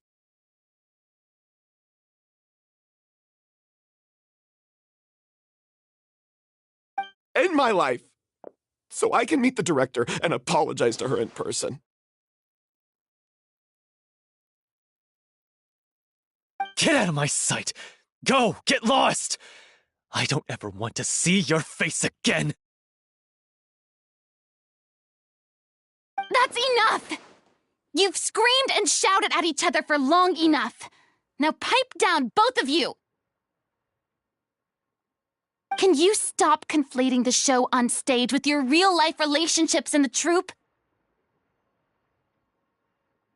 You keep saying that you want to use this final performance to pay tribute to your director and celebrate her life. How can you do that if you're just using it as an excuse to vent your own emotions? You're right. I'm sorry. On stage, the lead role is the focal point of the audience's attention. And you're all used to seeing the director as the heart of the troupe. But in her own life, her greatest desire wasn't to be the center of attention. I can tell how much she loved you all, and how much she loved the troupe. What she wanted was to build a warm home for all of her brothers and sisters, to shield you all from the storms that rage in the world outside. That's how you should remember her, and that's what you should be celebrating. I understand why you're trying to make her the hero of the story, but isn't she your hero already? After everything she did for you? Yeah. So think hard about what that means. And then think again about what you hope to achieve by arguing with each other. If you really hate each other and can't reconcile your differences, then you could just call it quits now. Why bother with the final performance if the group is already fractured? But you can't bring yourself to do that, can you? You care too much about Director O'Reilly and the home she built you all to let go.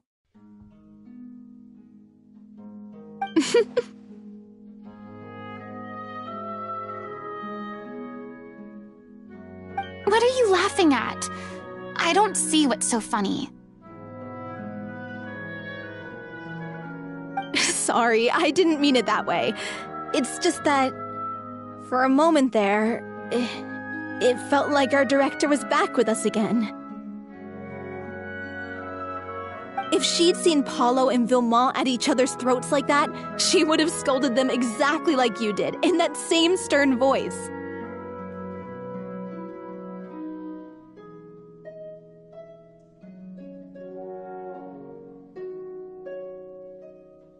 Really? But she sounded like such a gentle person. Of course she was. Even her harshest lectures came from a place of kindness, and it showed. She really was a truly outstanding person.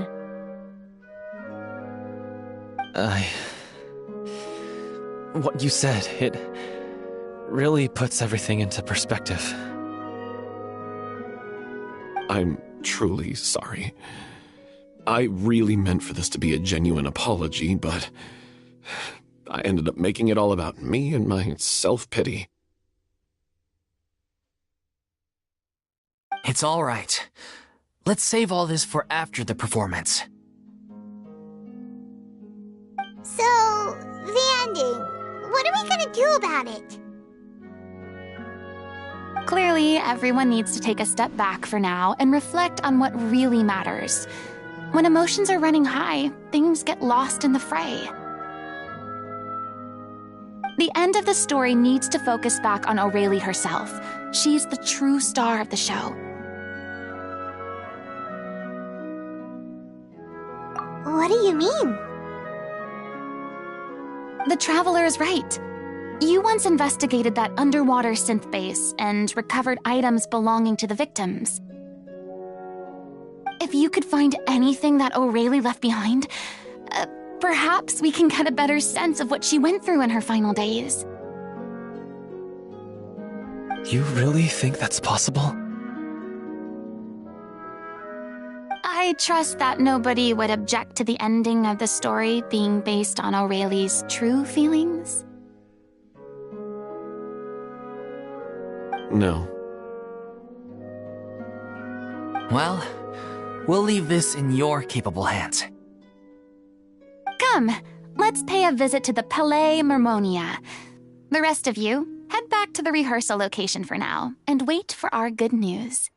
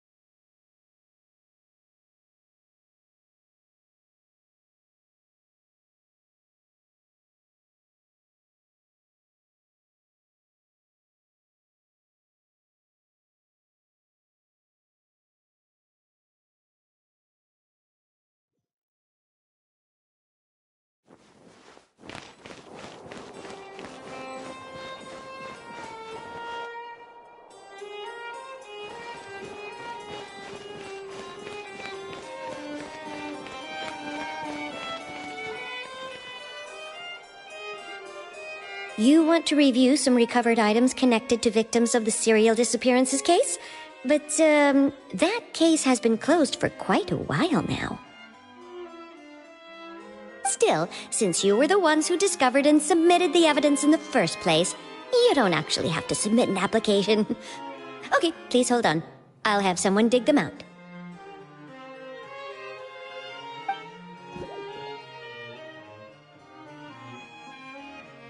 So, this is all O'Reilly left behind. Just whatever she was carrying on her person and this tattered old notebook. Hey! It's full of script lines! And sketches too! Looks like they show where the different props should be placed on stage. Let me take a look. Maybe there's something in here from after she was kidnapped.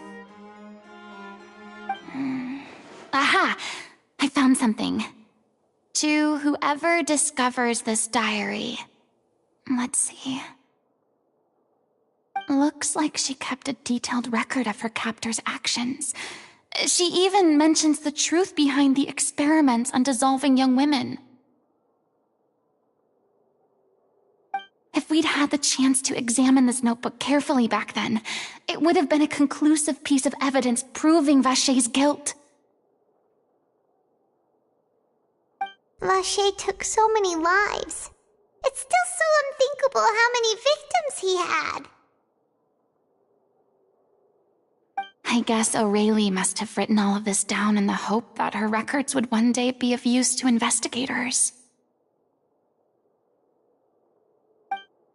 Wait, it cuts off. Her handwriting here gets patchier and more illegible by the line. She probably didn't have much strength left. Her final words are... I'll let you read them for yourselves.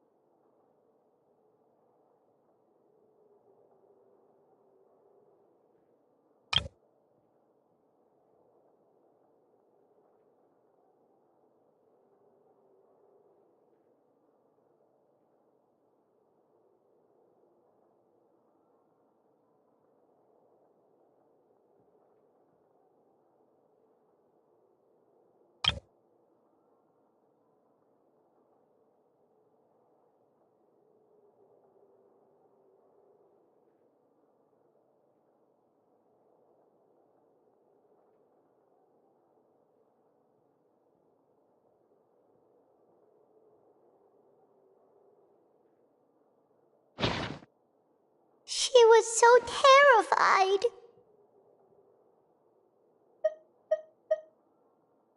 She may have been a mighty hero in the eyes of her troop, but at the end of the day, she was only human. I can't bear to think how painful and lonely her final days must have been. Wait. This part on the last page sounds strangely familiar.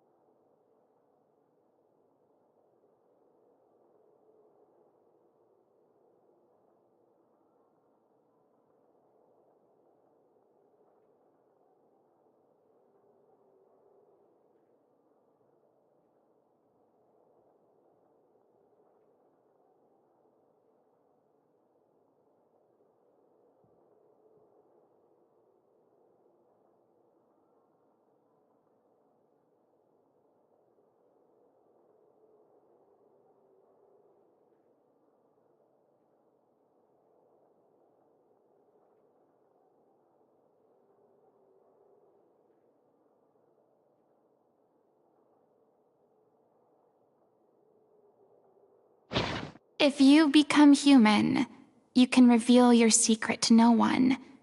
You will face suffering and loneliness. Is this still what you want? Isn't that the most important line in the Little Oceanid? Because I am an older sister to them. Oh. So she didn't regret her decision, even as she sat in silence, waiting for death to come. I'm sure this is what the troupe would have hoped to hear as well. She had their utmost trust, admiration, and love, and she truly deserved it.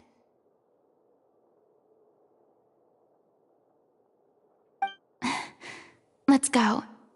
It's time for them to learn Director O'Reilly's final thoughts.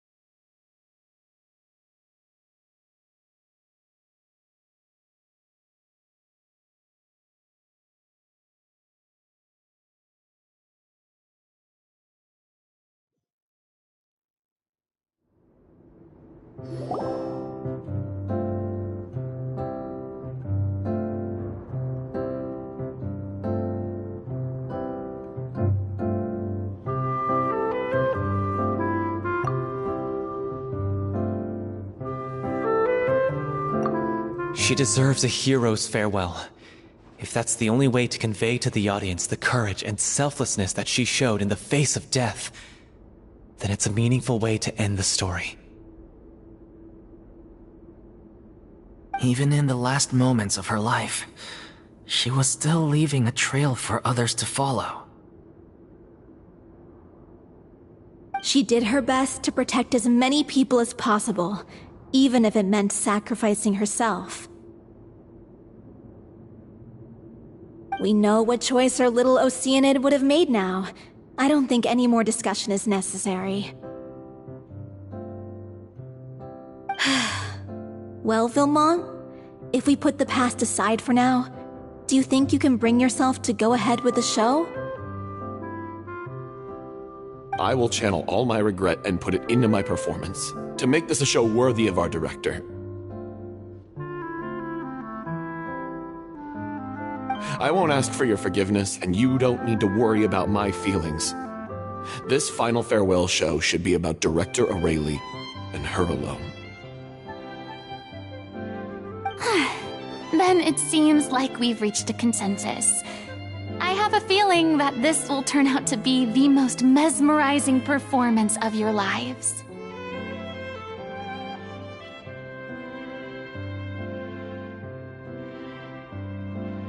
Really? How can you be so sure when you've never even seen them perform before? Don't underestimate my experience. After watching a countless number of musicals, I've learned one important thing. If you want to move the audience with your music, you must fully commit and immerse yourself in your role, pouring all your emotion into your performance. And aren't human emotions, love, hate, regret, and hope, just the most mesmerizing things in this world? I don't believe anybody could be more committed to bringing this story to life on the stage than they are now. Thank you for the vote of confidence, Miss Furina. And thank you for supporting us through all this. Then, let's not delay things any longer. We need to discuss the details of the ending and get it nailed down once and for all. Actually, before that, I'd like to make a proposal. during the curtain call, please allow me to use the director's name instead of my own.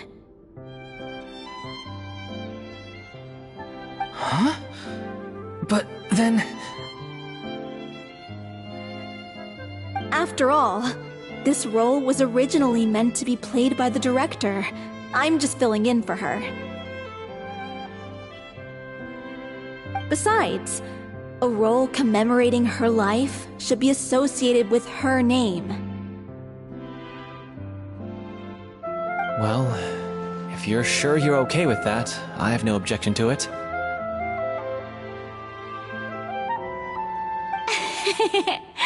Now we're talking like a serious acting troupe. All right, I'll leave you to fine-tune your musical while I go and procure a stage. Procure a stage? Oh, it's okay. Our usual place doesn't need a reservation. That place? Oh, don't be silly.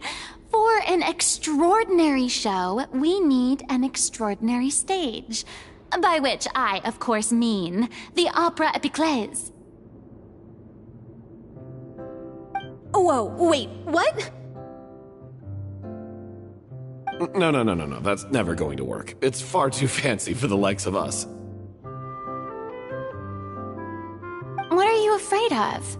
Surely you don't think that Aurelie's story is unworthy of the grandest stage in Fontaine.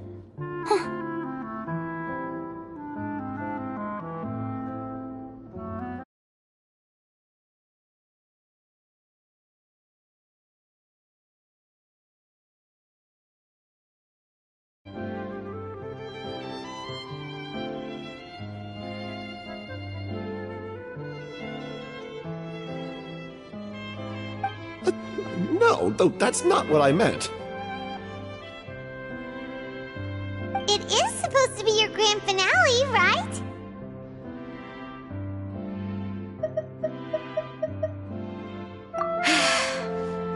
I have no problem with it then. How about the rest of you?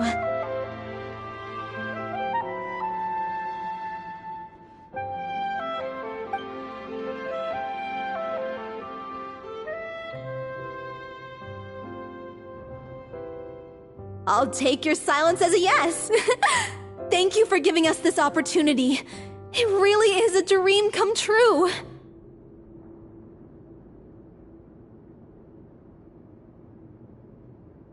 Well, then don't disappoint me.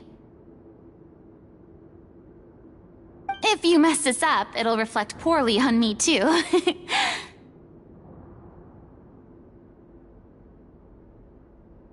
Come on.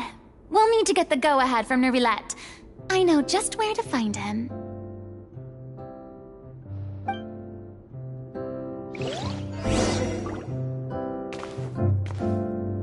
During the final scene, maybe we should stop the music just before Cleo takes the stage?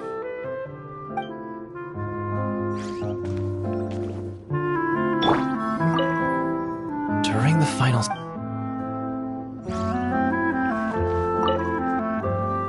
First Miss Furina, now the Opera Epiclese? If only the director was still with us. Hey, come on. There's no point in dwelling on that now. We have a lot of work to do. Yeah, you're right. Now's not the time to get all melancholy.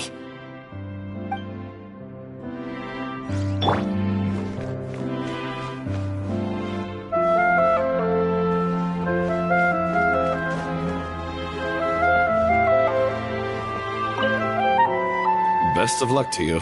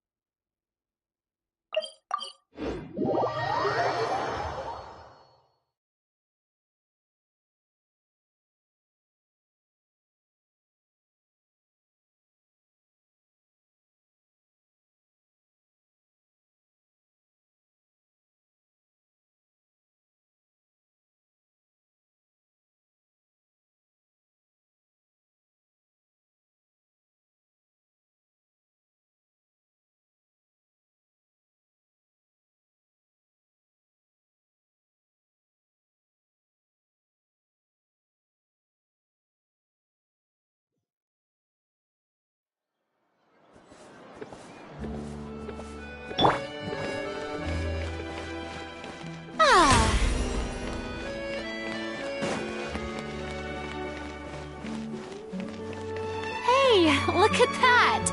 Looks like I guessed right. You were just guessing? The show begins!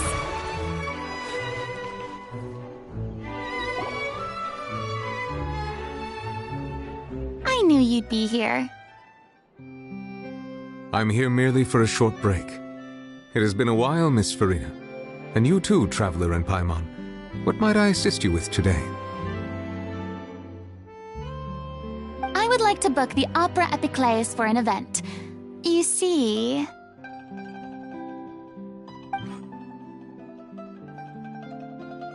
I understand. The process for booking the Opera Epiclese is complex and can be somewhat cumbersome. But given that the request is coming from the three of you, I see no reason to make things unduly difficult. The story of the Little Oceanid is most fascinating. I'm looking forward to seeing it performed on stage. I will say, however, that I am surprised to see your passion for the performing arts rekindled after all that has happened. Huh? What do you mean? Do I look excited? Yes, and this is the first time that I've seen you like this since your departure from deityhood. At first, I just felt bad about rejecting them, so I wanted to learn a little bit more about their situation. But one thing led to another, and... well, here we are. In the past, we sat in our high chairs in the court, giving our opinions on isolated cases, all while knowing very little about the human stories behind each and every one. Maybe it's because I finally become an ordinary person and gained my freedom, but I've developed a great sense of curiosity about their lives.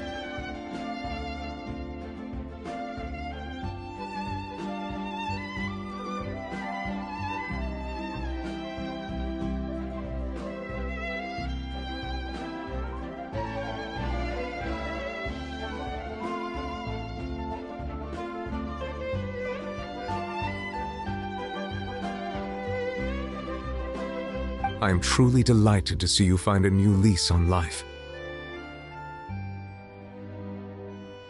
Now that you've regained some confidence, have you had any thoughts regarding a return to the stage? Why would you suddenly ask a question like that? Well, if the Little Oceanid turns out to be a great success, it will no doubt become a classic. Many theater companies are certain to add it to their repertoire. The experiences and decisions of the protagonist Cleo are all modeled after your own. Naturally, this makes you eminently suited to playing the leading role. It would truly be a shame if you did not take this opportunity to allow audiences to enjoy your outstanding acting talents once more. Haven't I already made myself clear? I won't act or perform in any role ever again. No exceptions. Nor do I think it is any great shame. There is no lack of fine actors or inspirational stories, either on or off the stage. This experience is a case in point. I feel like I've learned a lot, and it has already been well worth the price of admission. I must admit, though, I'm a little envious.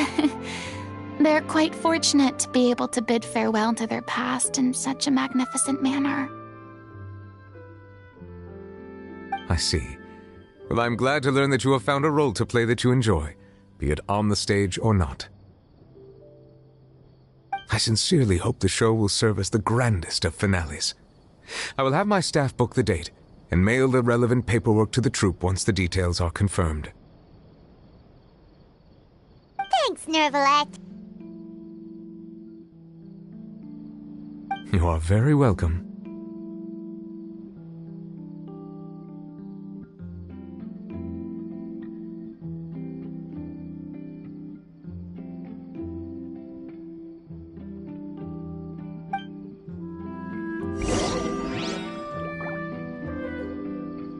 Many people were once enthralled by Lady Furina's performances, myself included. I hope that one day she'll be able to understand that our appreciation was always sincere.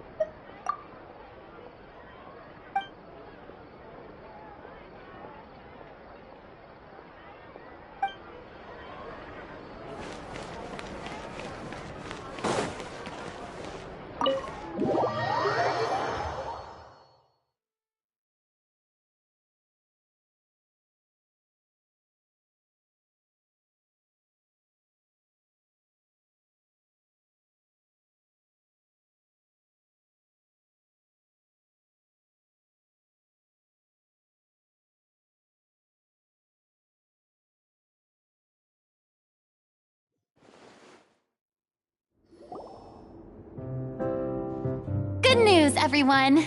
It's done. The Opera Epiclese is booked.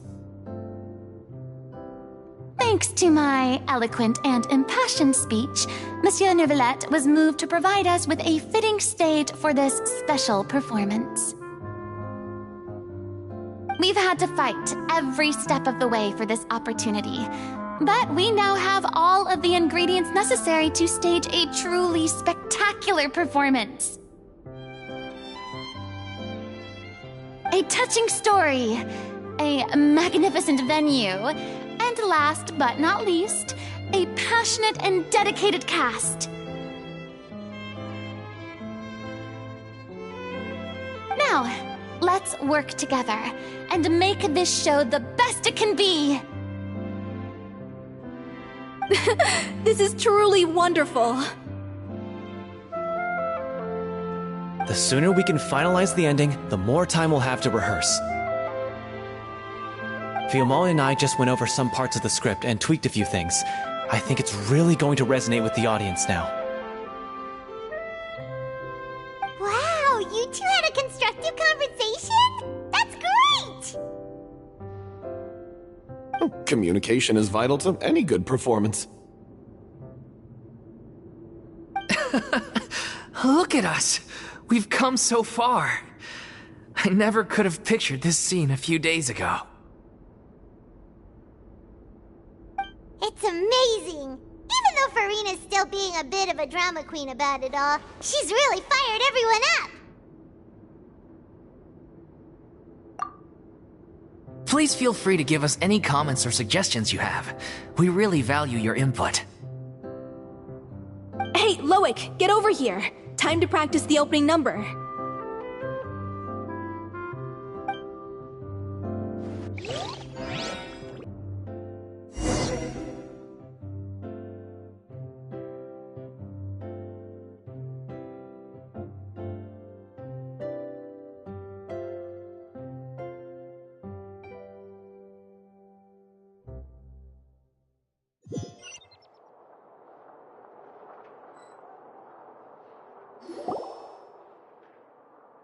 Cursed Cleo. She stole the waters of life from us. She's a fraud, and she must pay for her crimes.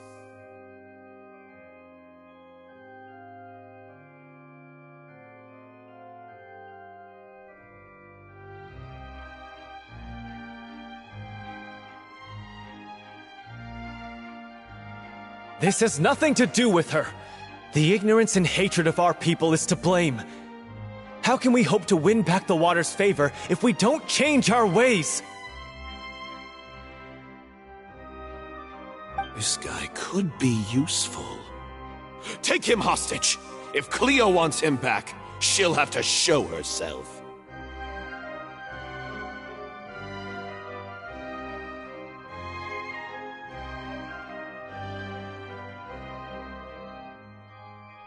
Leave this place, O little Oceanid, and never, ever look back!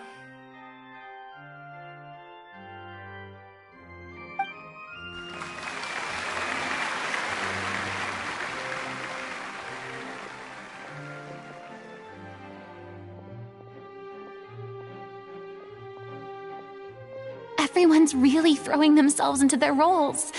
I haven't seen such a fine performance in a long time.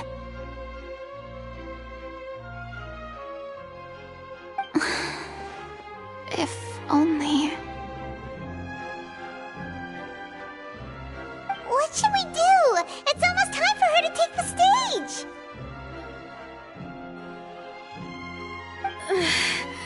Why? Why does it have to be now?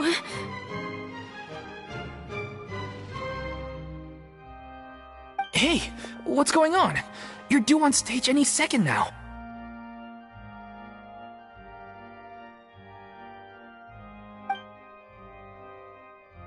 Oh no, not again. But why?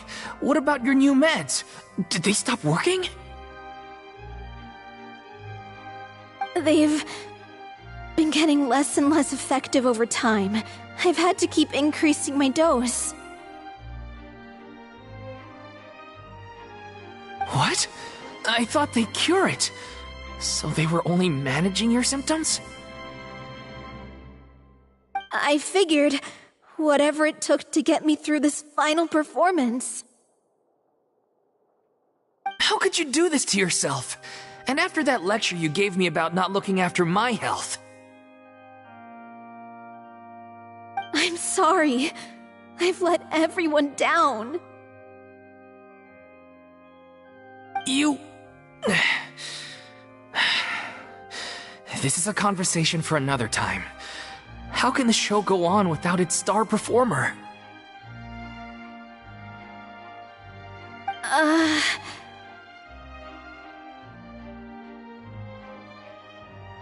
Miss Furina, I'd like to make a request of you. Say no more. If you're sick, you need to rest. I know what you're going to ask. Loic, your character has no more scenes, correct?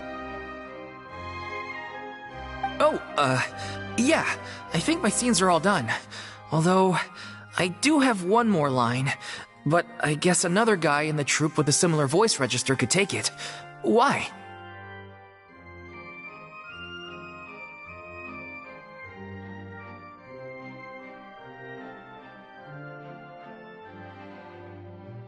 Please take Delphi back to her place to rest. I'll sing the finale.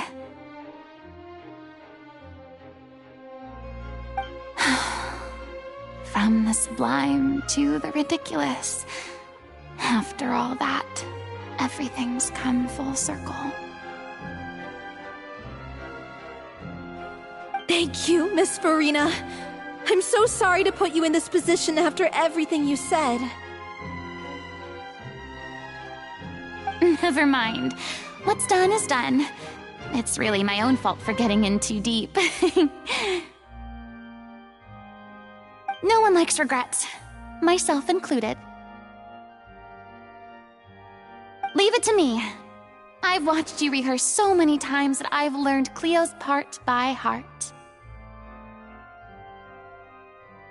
I do not doubt your acting skills, but please allow me to ask just one more question. After all, this show is dedicated to the life and legacy of our director.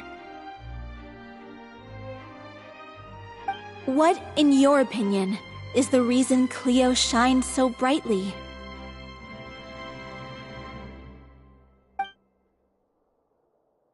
It's her pure heart.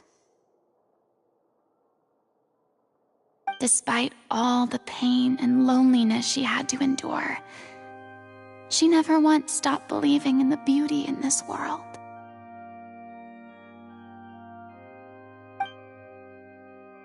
Well said. I leave Director O'Reilly in your hands.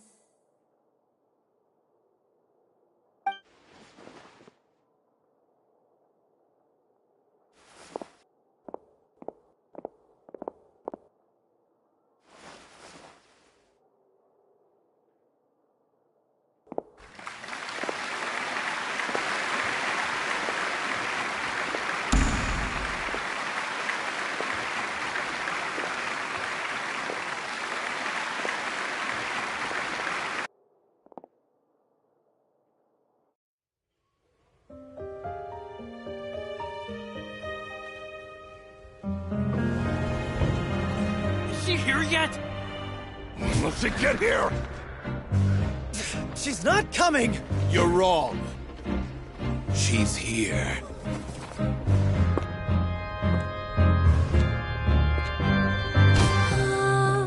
Si je pouvais vivre dans l'eau, le monde serait-il plus beau? Me pardonneras-tu, ô chère mère? L'eau dans son courant fait danser nos vies, et la cité elle est nourrie, ainsi que toi, mon doux amour. But what about your wish? My wish.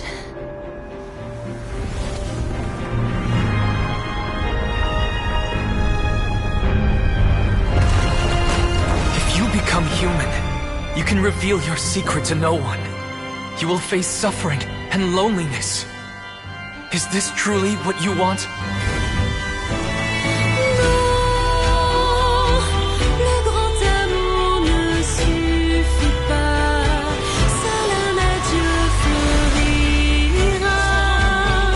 C'est notre histoire de vie, douce et amère. Moi, je serai toujours là, à voir le monde et sa beauté, et ça ne changera jamais, jamais.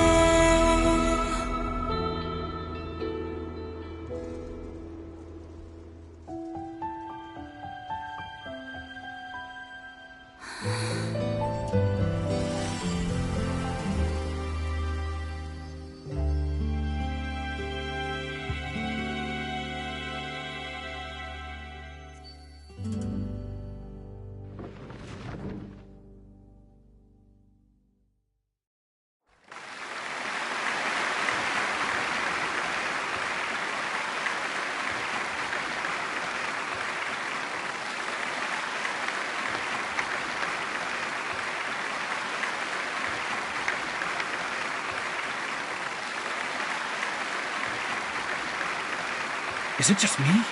Or was that Lady Furina on the stage just now?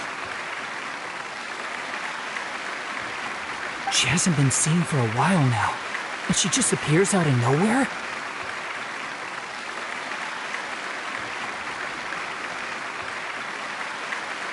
Gotta say, though, her acting skills are as superb as ever. The Little Oceanid, Cleo, played by Aurélie Fumont.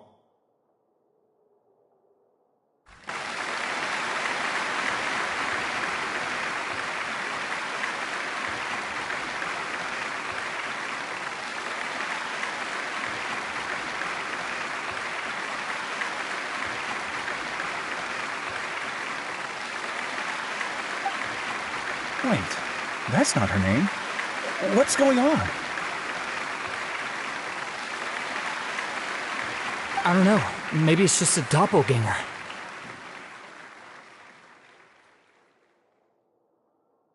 I've spent a lot of time out of the spotlight, and they didn't use my name during the curtain call either.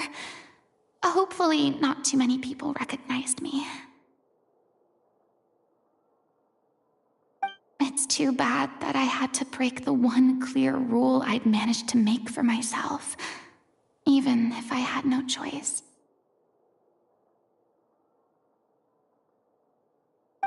Still, I have to admit that, despite everything,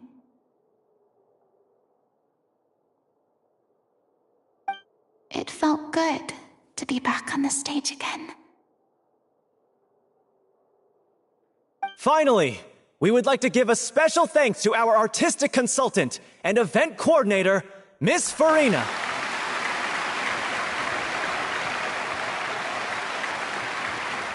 Hey, that's not what we agreed on!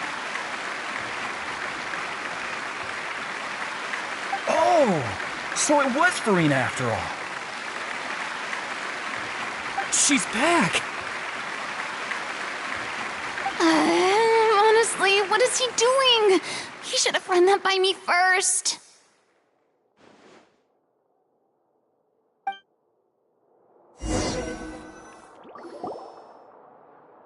All right, calm down. Don't be mad. This was a group decision. We just didn't want your contributions to go unacknowledged. After all, it's been the rule in Fontaine since ancient times that everyone's work, visible or invisible, is equally deserving of recognition. Yes, I know the rule, but it should still be applied on a case-by-case basis. I wasn't ready for this yet. It's no big deal. What's the worst that could happen? Oh, yeah? Well, since you think it's so easy, you can sign them for me. This is a great chat and all, but can we talk about that crazy thing that happened during the show? It nearly gave Paimon a heart attack.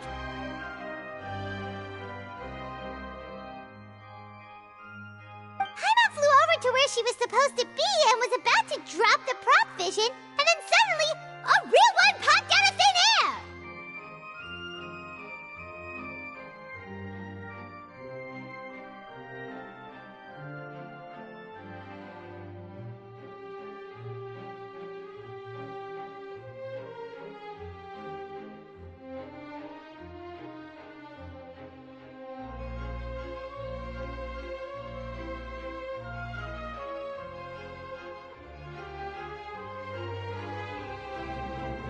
Oh, that.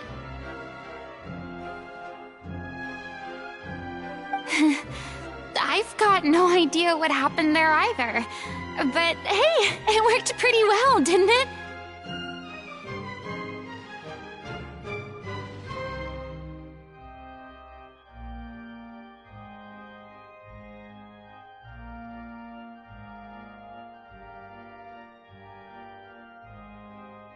I'll bet the audience has never seen such a realistic prop. Wait, what about Dolphy? I wonder how she's doing. Oh, let's go check on her as soon as we finish clearing the stage. Yes. Plus, she'll definitely want to hear how the end of the show went.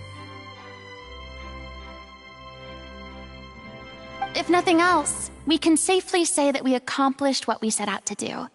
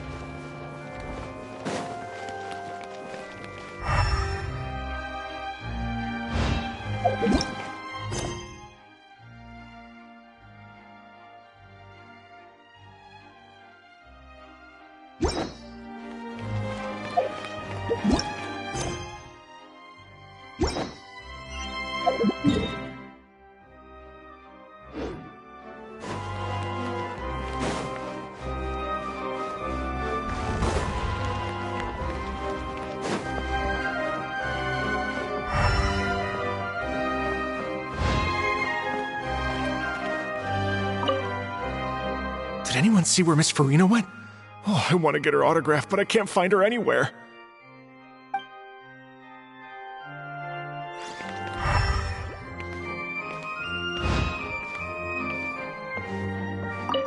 I thought Cleo's actress sang very well. Why did they swap her out at the end? I don't know. Maybe that's just how it was scripted.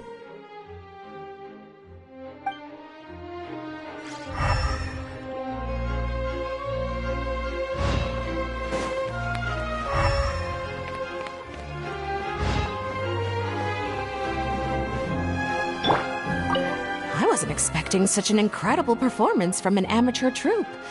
They didn't seem out of place on the big stage at all. Yeah, their technique could use some polish, but the performance in general felt very believable. Hit all the right emotional notes. I think it'll stay with me for a while.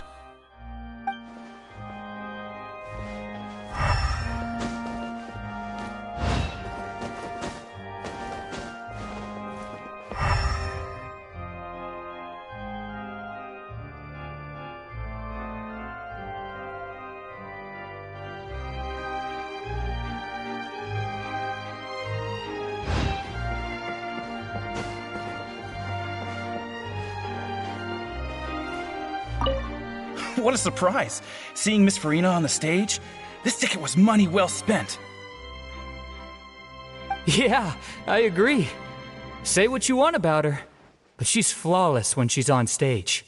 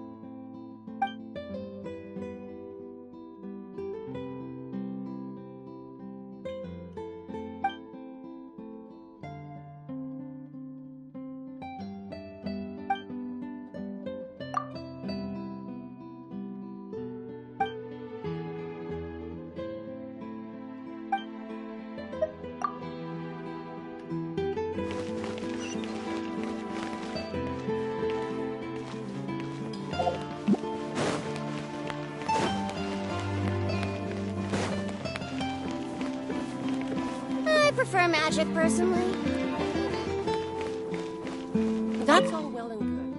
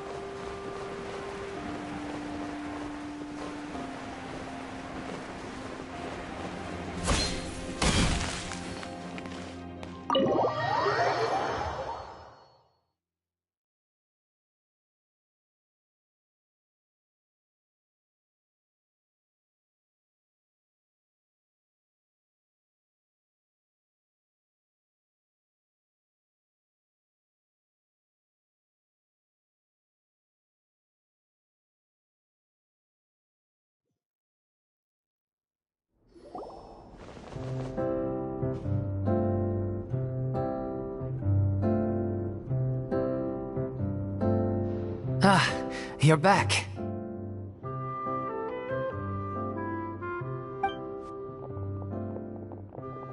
She's doing okay. Her condition stabilized after taking some of her original medication. From experience, though, I'd say she still needs a few more days of rest.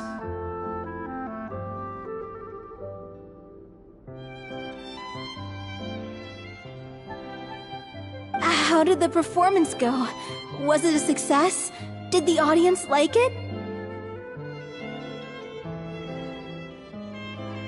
You'll be glad to know it was fantastic! Also, you're not gonna believe what happened while Furina was on the stage! You'll probably be able to read all about it in the Steambird first thing tomorrow morning! That's wonderful. I'm so sorry I failed to see it through to the end. I guess I was wrong to try and tough it out to begin with. No, don't worry about it. Like they told me after announcing my name during the curtain call, everyone's work deserves recognition. Even though you couldn't see it through to the final scene, the audience was very impressed by your performance. It's safe to say that you made your mark on this memorial show. Well, one way or another, we did it. I've had bad luck ever since I was born, so I never expect things to go smoothly in life. I'm just happy to know that we went out on a high note. That's all that matters. Blaming your bad luck again, are we? Maybe if you didn't push yourself past your limits so much, your illness wouldn't be flaring up all the time. Oh, don't you start. I don't have the energy to argue with you right now. Aw, you two clearly care a lot about each other.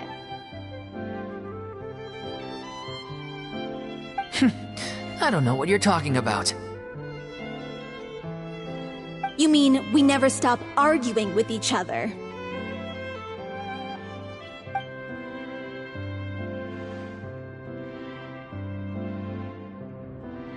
So, any plans for the next step?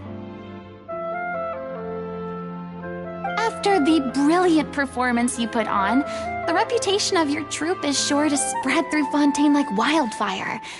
You won't have to disband if you don't want to. You could capitalize on the rave reviews and license out the little Oceanid to the bigger theater troupes out there. That would do wonders for your financial situation.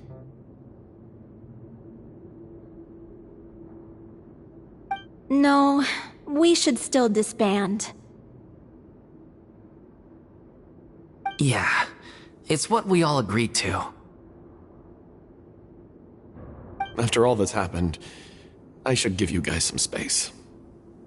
But maybe our paths will cross again one day.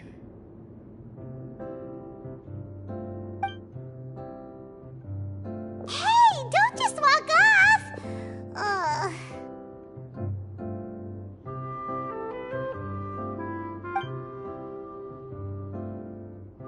I still want to keep performing, so I might join another troupe. After watching Miss Furina's performance, I think I'm starting to understand our director's infatuation with musicals.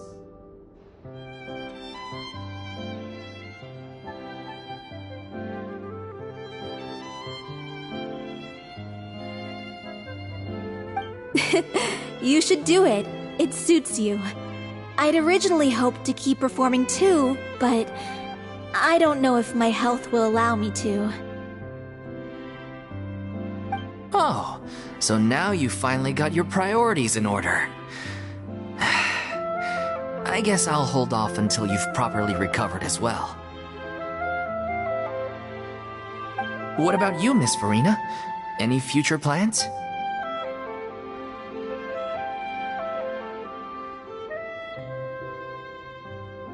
Well, frankly, I think a return to obscurity is no longer an option for me. I'm sure a slew of consultancy requests will hound me wherever I go, until I finally acquiesce. You rather sealed my fate there with your special thanks at the end of the show.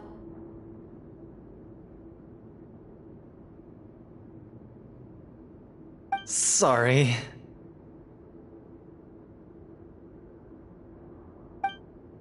It's quite all right. No need to apologize.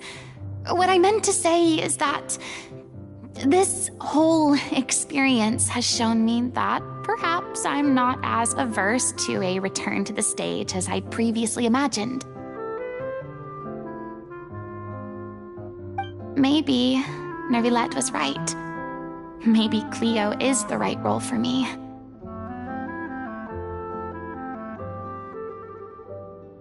I still don't wish to pretend to be someone else, but I do have a desire to express myself. So, maybe the show will go on for me after all.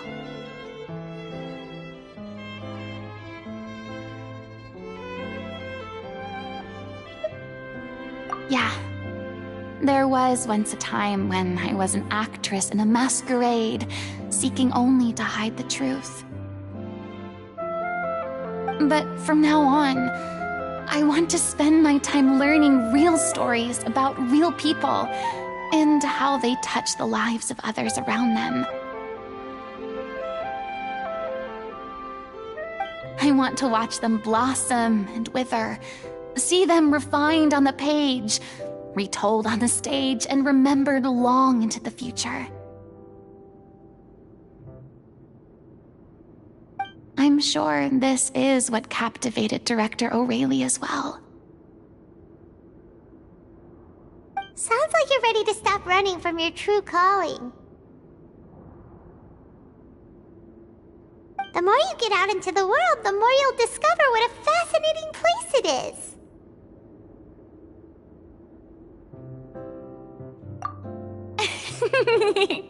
Then it's a deal.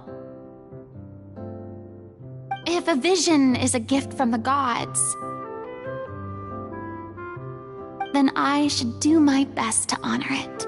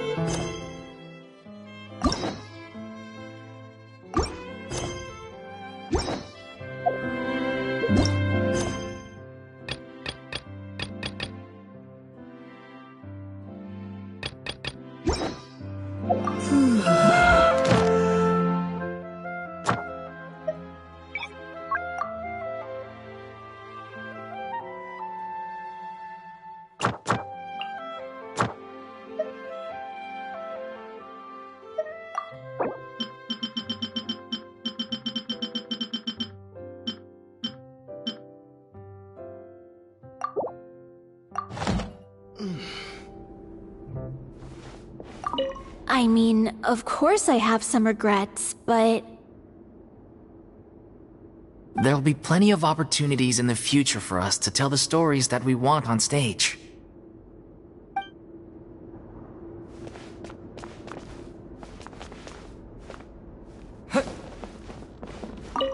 Thank you so much.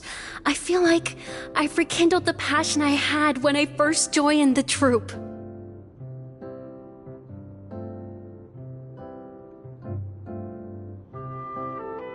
It might turn out to be too little, too late for me. But still, this has been the experience of a lifetime.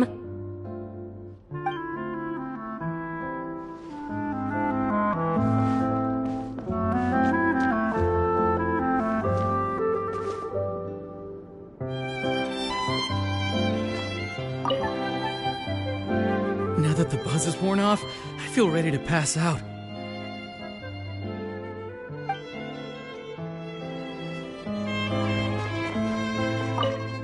I'm just finishing packing up. As soon as I'm done, I've got an interview with the Steambird to get to. Thanks to all your help, the show was more perfect than we ever could have hoped for. But most of all, I want to thank you for giving me the chance to finally say farewell to Aurelie.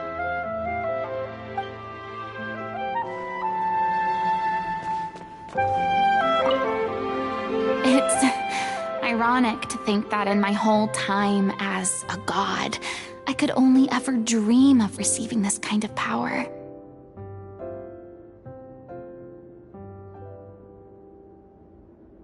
And now that the gods have given me their blessing, it actually feels more like I'm finally able to take my fate in my own hands.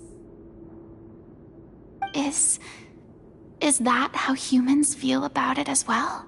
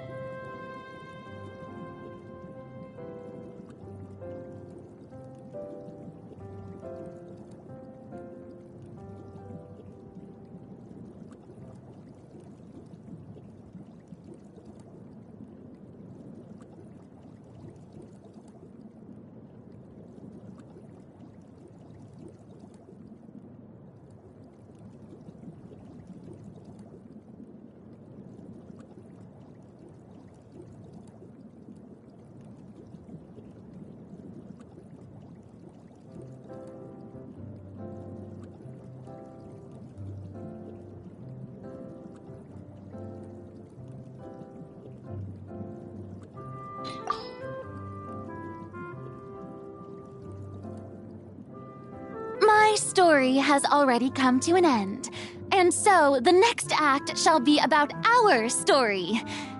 In which case, we should probably start charging double for public appearances. I am so happy! Once the ancient prophecy came to an end and everything was over, I fell into low spirits for a very long time. People who stand on the stage basking in the adulation of their audience must also bear the pressures of being in the public eye and living up to everyone's expectations. But I knew very well my person wouldn't be enough, and that putting on the act of a god would be the only way to satisfy their adoration. And at the end of the day, all I ever experienced was loneliness. So, there came a point when I loathed the very thought of acting and locked myself in my room. It wasn't until the moment I stood on stage and faced the audience again that I realized the anxiety in my heart had dissipated. The reason I can now stand before the crowd's watchful gaze is perhaps because I have finally started to act as myself.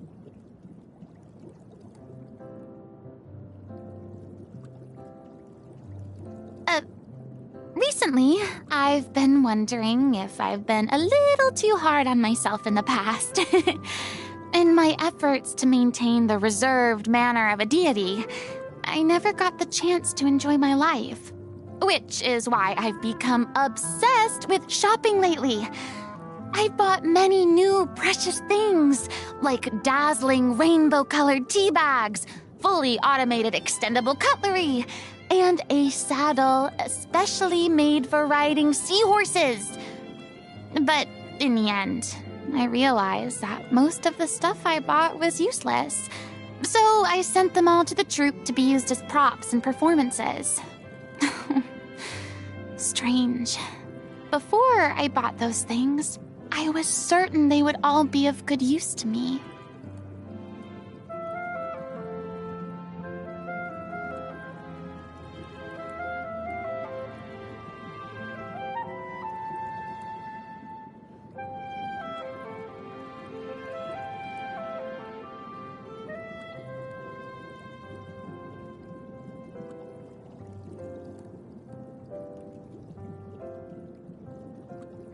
I'm really not accustomed to using a vision. Oh, why don't you teach me? I nearly forgot. You've never used a vision either.